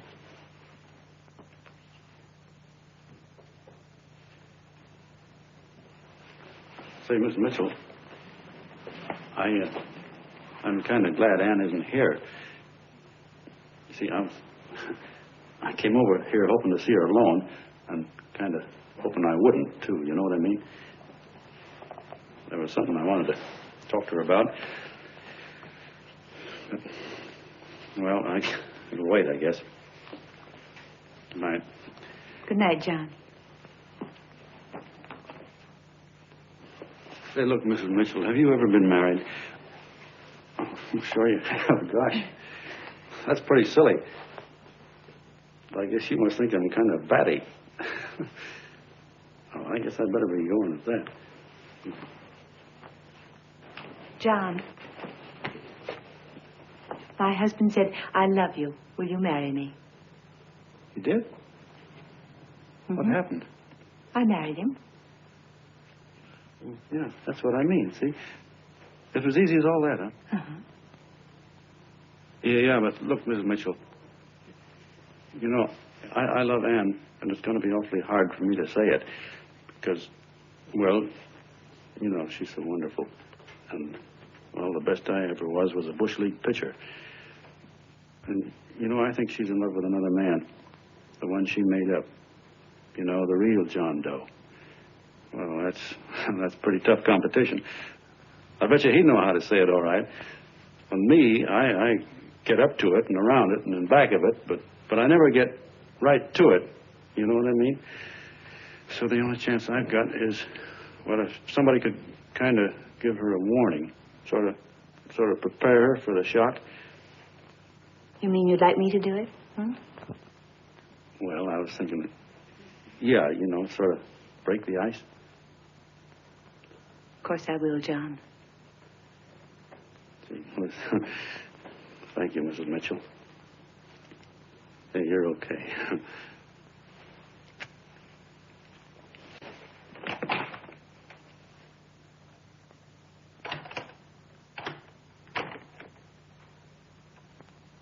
This John Doe meeting is going to be one of the biggest things that ever happened. Why, they're coming from all over. Trains, boxcars, wagons. Look out! Hello, bodyguard. Hey, had your dinner yet? What's that? Oh, that's all right. Look, no, go ahead and have your dinner. Wait a minute, John.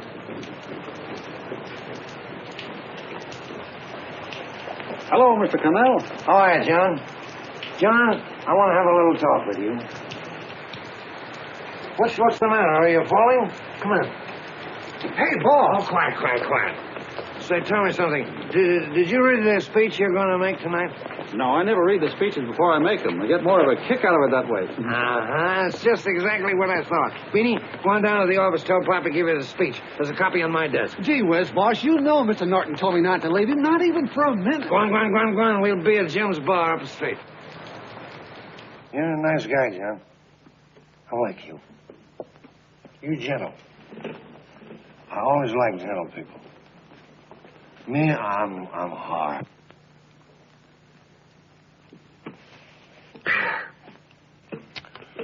Yep, I'm hard. But you want to know something?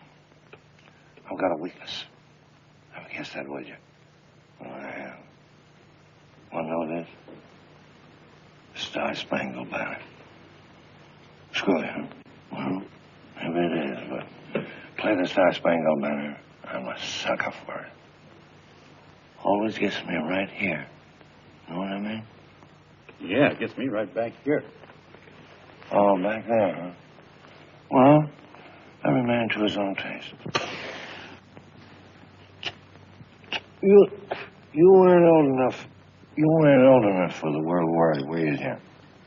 No, of course not. No, you must have been just kidding. I was just ripe and raring to go. You know what my old man did when I joined up?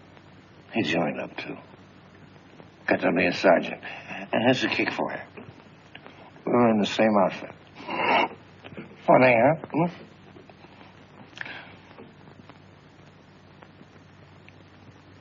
He was killed, John. I saw him get it. I was right there, and I saw it with my own eyes. Me, I came out without a scratch. That is, excepting my ulcers. I should be drinking milk, you know. This stuff is poison. Hey, Tubby. Yes, Mr. Cannell? What do you say, huh? All right. Yep, I'm a sucker for this country. I'm a sucker for the Star-Spangled Banner, and I'm a sucker for this country. I like what we got here. I like it. A guy can say what he wants and do what he wants without having a bandage shoved through his belly. And that's all right, isn't it? You betcha. Yeah. And we don't want anybody coming around changing it, do we? No, sir. No, sir. And when they do, I get mad. I get boiling mad. right now, John, I'm sizzling. I get mad for a lot of other guys besides myself. I get mad for a guy named Washington, and a guy named Jefferson, and Lincoln. Lighthouses, John. Lighthouses in a foggy world. You know what I mean? Yeah, you bet. Listen, pal. This fifth column stuff is pretty rotten, isn't it? Yeah, it certainly is. And you'd feel like an awful sucker if you found yourself marching right in the middle of it, wouldn't you? You. Because you would have known because you're gentle. But that's what you're doing. You're mixed up with a skunk, my boy. A no-good, dangerous skunk. So you're not talking about Mr. Norton, are you? I'm not talking about his grandfather's pet poodle. You must be wrong, Mr. Cannell. Because he's been marvelous about the John Doe clubs. Yeah? Say, you're sold on this John Doe idea, aren't you? Sure. Sure. I don't blame you. So am I. It's a beautiful miracle. A miracle that can only happen right here in the good old USA. And I think it's terrific. What do you think of that? Me, hard-boiled Cannell, and I think it's plenty terrific. All right. Now, supposing a certain unmentionable worm whose initials are DB was trying to use that to shove his way into the White House so he could put the screws on, so he could turn out the lights in those lighthouses. What would you say about that, huh? Nobody's going to do that, Mr. Cannell. They can't use the John Doe clubs for politics. That's the main idea. Is that so? Then what's a big political boss like Hammer doing in town? And a labor leader like Bennett? A lot of other big shots are up at DB's house right now. Wolves, John. Wolves. Waiting to cut up the John Does. Wait till you get a gander at the speech you're going to make tonight. You're all wet. Miss Mitchell writes those speeches. Nobody can make her write that kind of stuff. They can, huh? Who do you think writes them? My Aunt Emma? I know she writes them. And gets a big bonus for doing them, too. A mink coat and a diamond bracelet. Don't write them. Why, that gold-grabbing dame would double-cross her own mother for a handful of Chinese yams. Shut up. If you weren't drunk, I'd... Hey, boss. Here's the speech, boss. Hey. Go on and read it, John, and then start sucking. Hey, wait a minute, Mr. Doe. Tubby? Yes, sir. Better bring me a glass of milk. I'm smoking too much. Yes, Charlie? Got everything all set? Fine. John Doe been taken care of? Good. How many people do you think will be there? 15,000. Oh, my, that's fine. Now, listen, Charlie. As soon as John Doe stops talking about me, I want you to start that demonstration. And make it a big one, you understand? Don't worry about that, DB. My boys are there. They'll take care of it. What? Yes, I'll be there 15 minutes after I get your call. Why, Mr. Doe. Where are they? In the dining room, sir.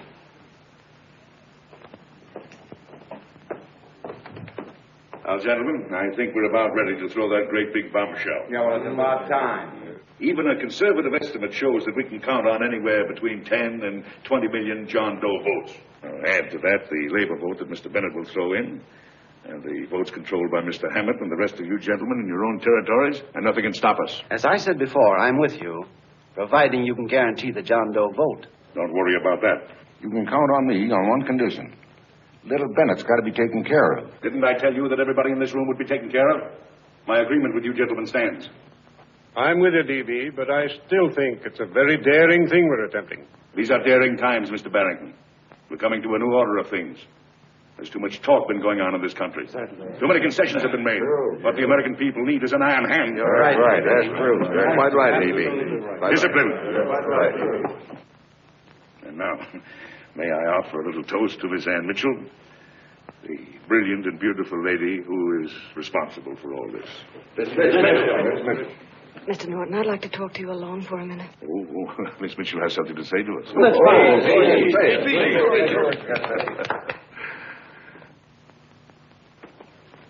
Hello.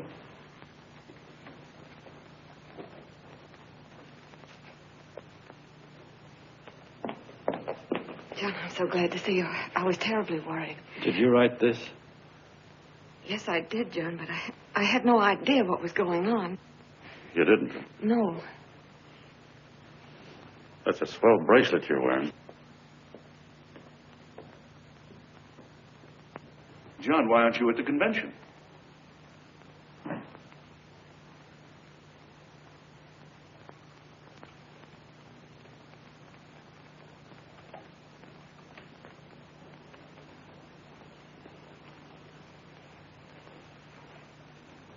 Is there anything wrong? No, nothing's wrong. Everything's fine. So there's going to be a new order of things, huh? Everybody's going to cut himself a nice fat slice of the John Does, eh? You forgot one detail, Mr. Big Shot. You forgot me, the prize stooge of the world. Why, if you or anybody else thinks he's going to use the John Doe clubs for his own rotten purpose, he's going to have to do it over my dead body. Oh, hold on a minute, young man. Hold on. That's rather big talk. I started the John Doe clubs with my money. And I'll decide whether or not they're being properly used. No, you won't. You're through deciding anything. And what's more, I'm going down to that convention, and I'm going to tell those people exactly what you and all your fine feathered friends here are trying to cook up for them. And I'm going to say it in my own words this time. Stop it, What are you doing? You ruined us, TV. Wait a minute, fella. My uncle wants to talk to you. Listen to me, my son. Before you lose your head completely, may I remind you that I picked you up out of the gutter and I can throw you right back there again? You've got a nerve accusing people of things. These gentlemen and I know what's best for the John Does of America, regardless of what tramps like you think. Get off that righteous horse of yours and come to your senses. You're the fake. We believe in what we're doing. You're the one that was paid the 30 pieces of silver. Have you forgotten that? Well, I haven't. You're a fake John Doe, and I can prove it. You're the big hero that's supposed to jump off tall buildings and things. Do you remember? What do you suppose your precious John Does will say when they find out that you never had any intention of doing it, that you were being paid to say so? You're lucky they didn't run you out of the country. With the newspapers and the radio stations that these gentlemen control, we can kill the John Doe movement deader than a doornail. We'll do it, too, the moment you step out of line. Now, if you still want to go to that convention and shoot your trap off, you go ahead and do it.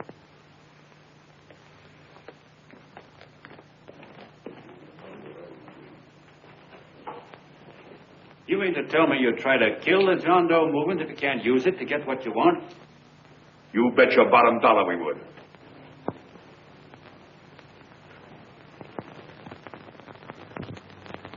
Well, that certainly is a new low. I guess I've seen everything now. You sit there back of your big cigars and think of deliberately killing an idea that's made millions of people a little bit happier.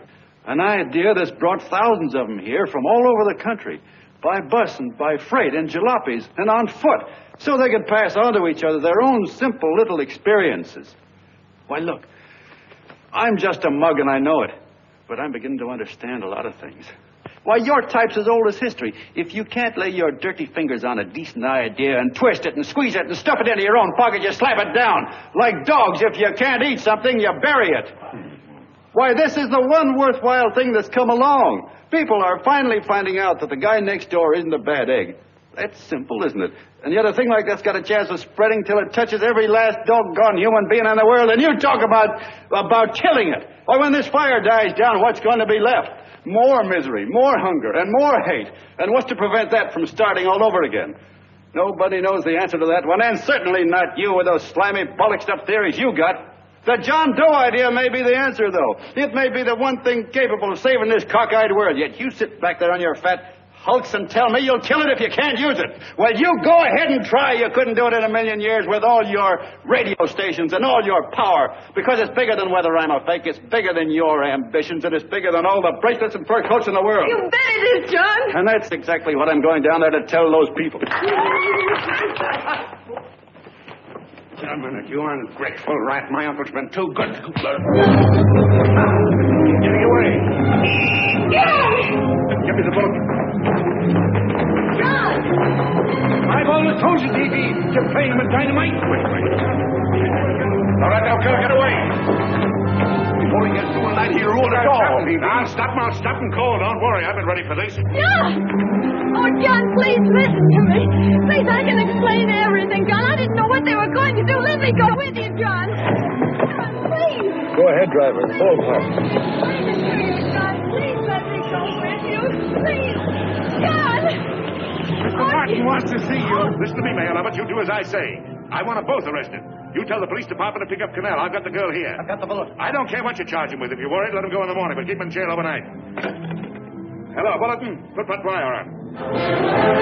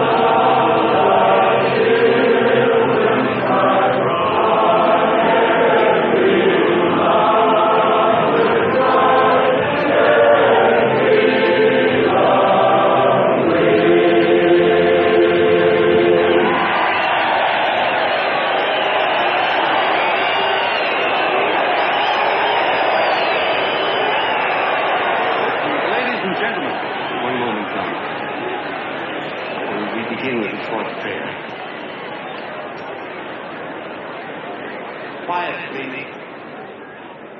Ladies and gentlemen, let us have a moment of silent prayer for the John Does all over the world, many of whom are homeless and hungry. Rise, please. Everybody rise.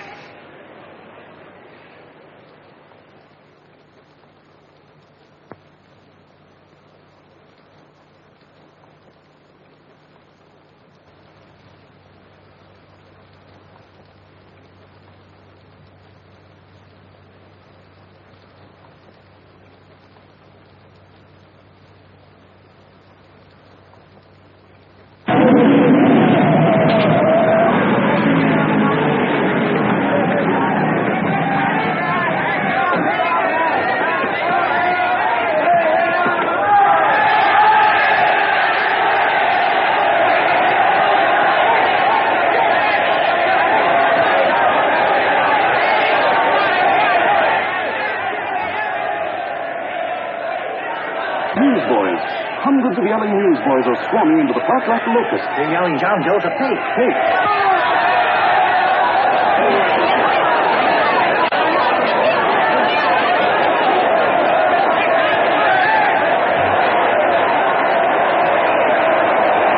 Federal investigation urged by Chamber of Commerce. How could he be a fake, Heather? It must be some kind of a gag. A what? A gag. A gag.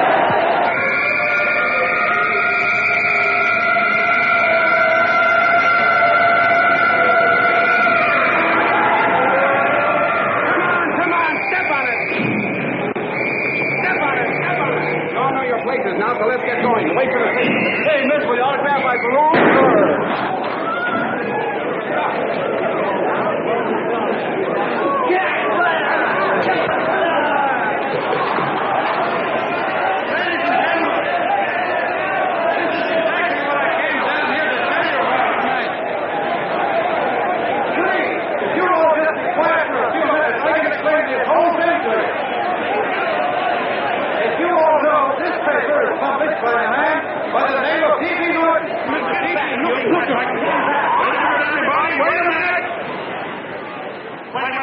Gentlemen, my name is D.B. Norton. You all know me. I accuse this man of being a faker. We've been taken for a lot of suckers, and I'm the biggest of the lot. I spent a fortune backing this man in what I believe to be a sincere and worthy cause, just as you all did.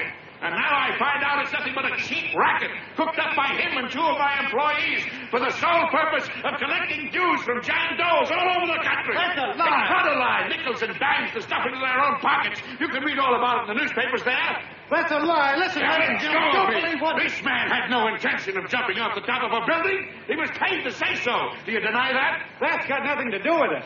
Were you paid for it or weren't you? Yes, I was paid, but there And happened... what about the suicide note? You didn't write that either. What difference Did you write it or didn't you? No, I didn't write it. Ah, you bet your life you didn't. You look in your papers, ladies and gentlemen, and you'll find Miss Mitchell's signed confession that she was the one who wrote it. Listen, folks, it's a fact that I didn't write the letter. There you see, he admits that you're a fake John Doe. Now, for what you have done to all these good people, they ought to run you out of the country.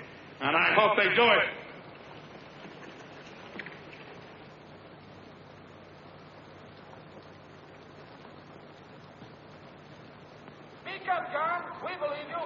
Please, listen, folks. Now that he's through shooting over his face, I've got a couple of things to tell you about... Come on, the rest of you get in here and riot. Break this crowd up. Come on. I'm sorry, folks, but we can't hear him anymore. Something's gone wrong with the loudspeakers. Those are fake! Boo! They can't hear me. This thing's not working. Ladies and gentlemen.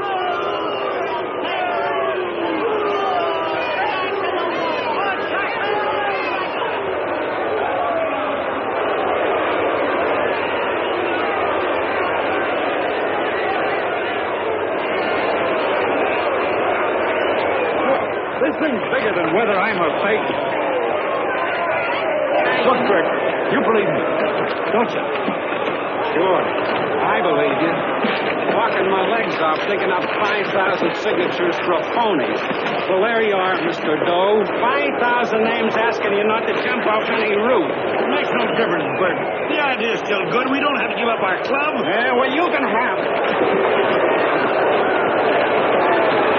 They're starting to throw things. Somebody's going to get hurt. I'm afraid it'll be John Doe. Listen to that mob. I've got to go to him. All right, lady. Hey, let's go. Let me go. I want to go to him. Oh, please. Please let me go. They're crucifying him. I can help him. Sorry, sister. We got orders to hold... Orders from who? Can't you see it's a framer? And why do they won't let me go? They won't let me go. Listen, folks. You gotta listen to me, everybody. Back to the jungle, you hobo! Just another racket. Stick to your club. We've been fed baloney so long we're getting used to it.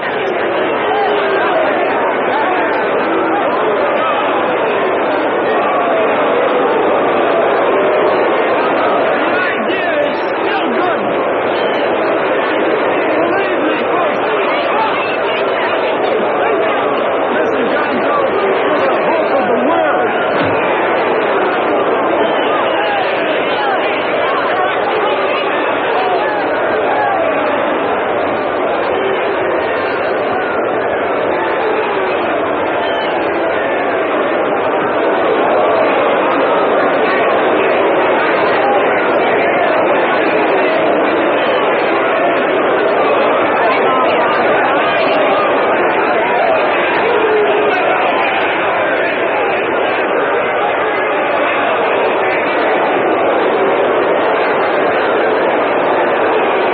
Finally managed to get him out of the park.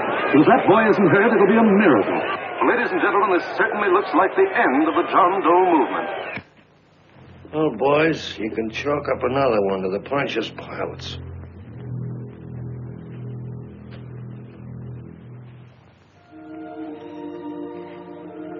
should have been there. I could have helped him.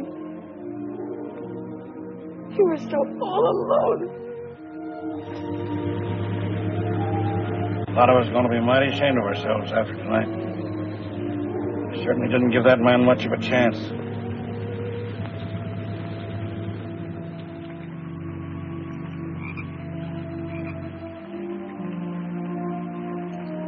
Have some more coffee, Long John? No thanks, Colonel.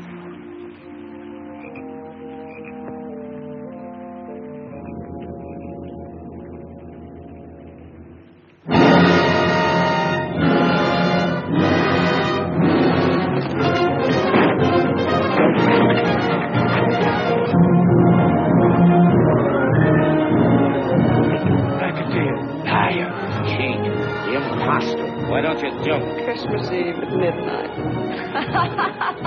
Bye, Mr. Doe. You're a wonderful man. And God bless you. I'll get in there and catch you.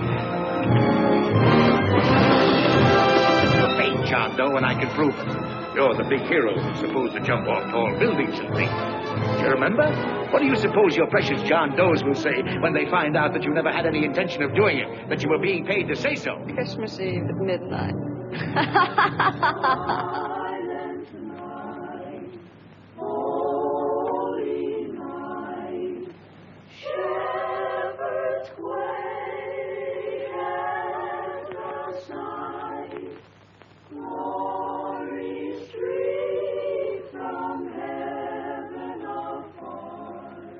Merry Christmas, son. Merry Christmas.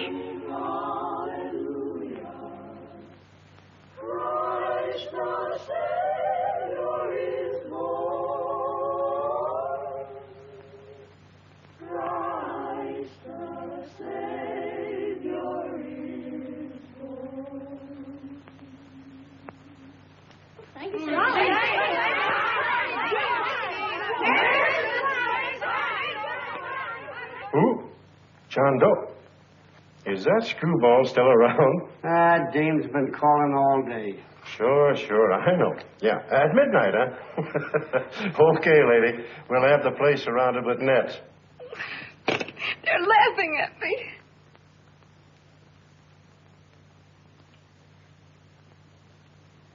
You're a sick girl, Anne. You better take it easy. Whom are you calling now? You called that number not 10 minutes ago. Hello, Mr. Canal. Have you seen him yet? Now, listen, Ann. He can't possibly get in without our seeing him. I'm watching the side door, and the colonel's out front, so stop worrying. Oh. Thank you.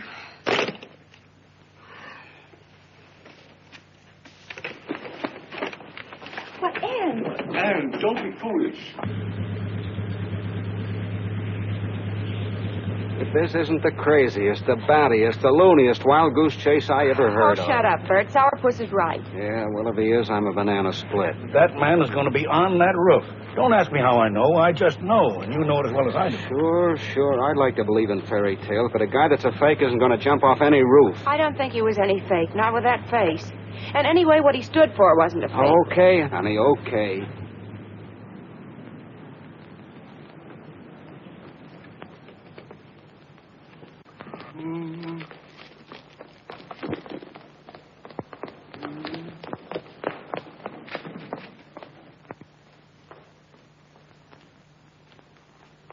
Elevators ain't running. Colonel, You shouldn't get out of bed, miss. has he been here? No. Have you seen him? I ain't seen him for a week. Where's Canal? He's watching the other door. Oh, you're swell. Oh. No sense in going up there. I've been here for hours. He ain't here. Let me go, will you? Now, that's crazy. It's 14 floors.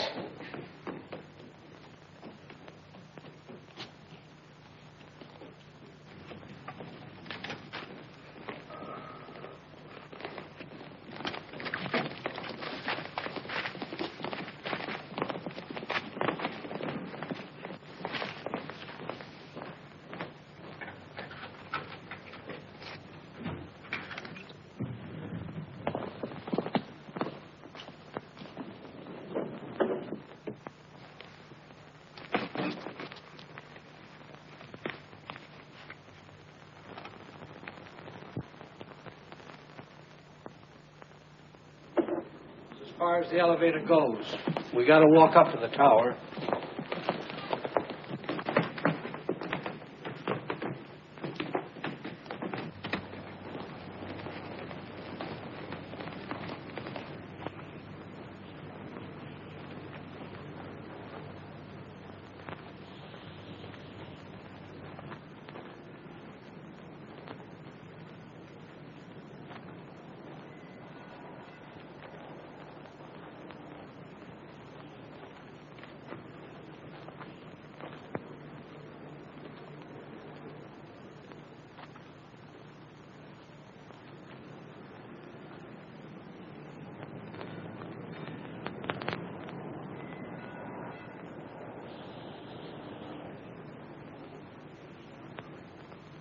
That tramp was probably full of Christmas cheer and asleep in some flop house. Let's go. I've got to decorate my tree.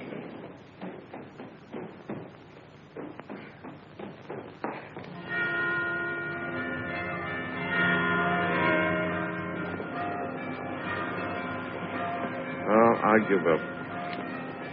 I don't know what gave us the idea that we'd attempt anything like this. I guess you're right. I'm afraid the joke's on us. Let's go. I hope nobody finds out we've been here.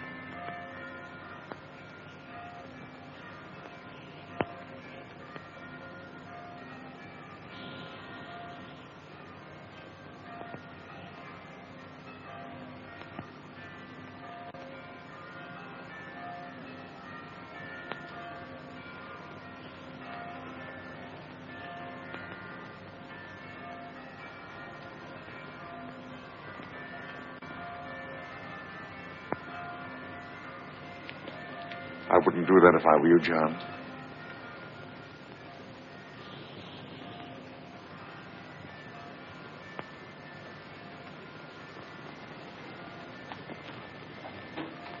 It'll do you no good.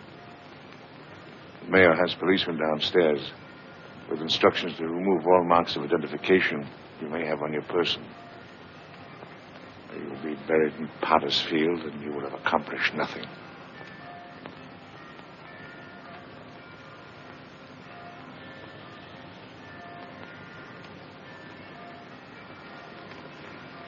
I've taken care of that. I've already mailed a copy of this letter to Mr. Cannell. John, why don't you forget this foolishness? Stop right where you are, Mr. Norton, if you don't want to go overboard with me.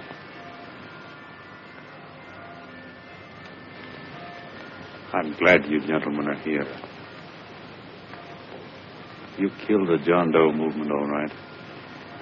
But you're going to see it born all over again.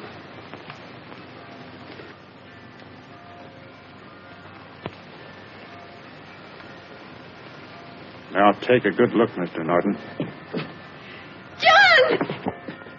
John! Oh, John, don't do it. I won't let you. I love you, darling. Oh, please. Please don't give up. We'll start all over again. Just you and I. It isn't too late. The John Doe movement isn't dead yet. You see, John, it isn't dead or they wouldn't be here. It's alive in them. They kept it alive by being afraid of. That's why they came up here. Oh, darling. Sure, it should have been killed. It was dishonest. But we can start clean now. Just you and I. It'll grow, John, and it'll grow big because it'll be honest this time. Oh, John, if it's worth dying for, it's worth living for. Oh, please, John. Oh, please, please, God, help me. John, look at me. You want to be honest, don't you? Well, you don't have to die to keep the John Doe idea alive. Someone already died for that once. The first John Doe. And he's kept that idea alive for nearly 2,000 years. It was he who kept it alive in them. And he'll go on keeping it alive forever and always. For every John Doe movement these men kill, a new one will be born. That's why those bells are ringing, John. They're calling to us. Not to give up, but to keep on fighting, to keep on pitching. Oh, don't you see, darling? This is no time to give up. You and I, John, we... Oh, no. No, John. If you die, I want to die, too. Oh, I love you. Oh, John.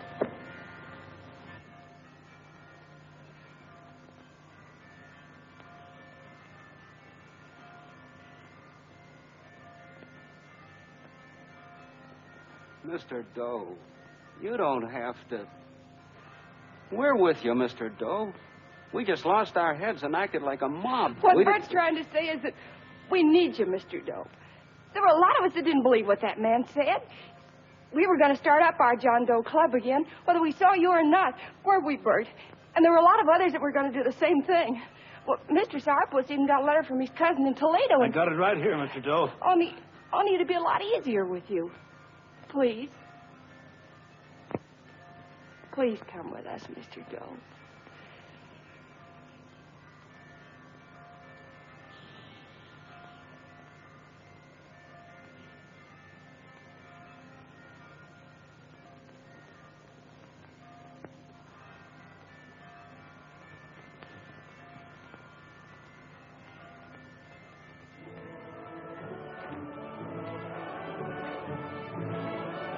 Long John. Mr. Doe. Here, we'll help you with it. She'll be all right. Mr. Doe, take her right down to the car.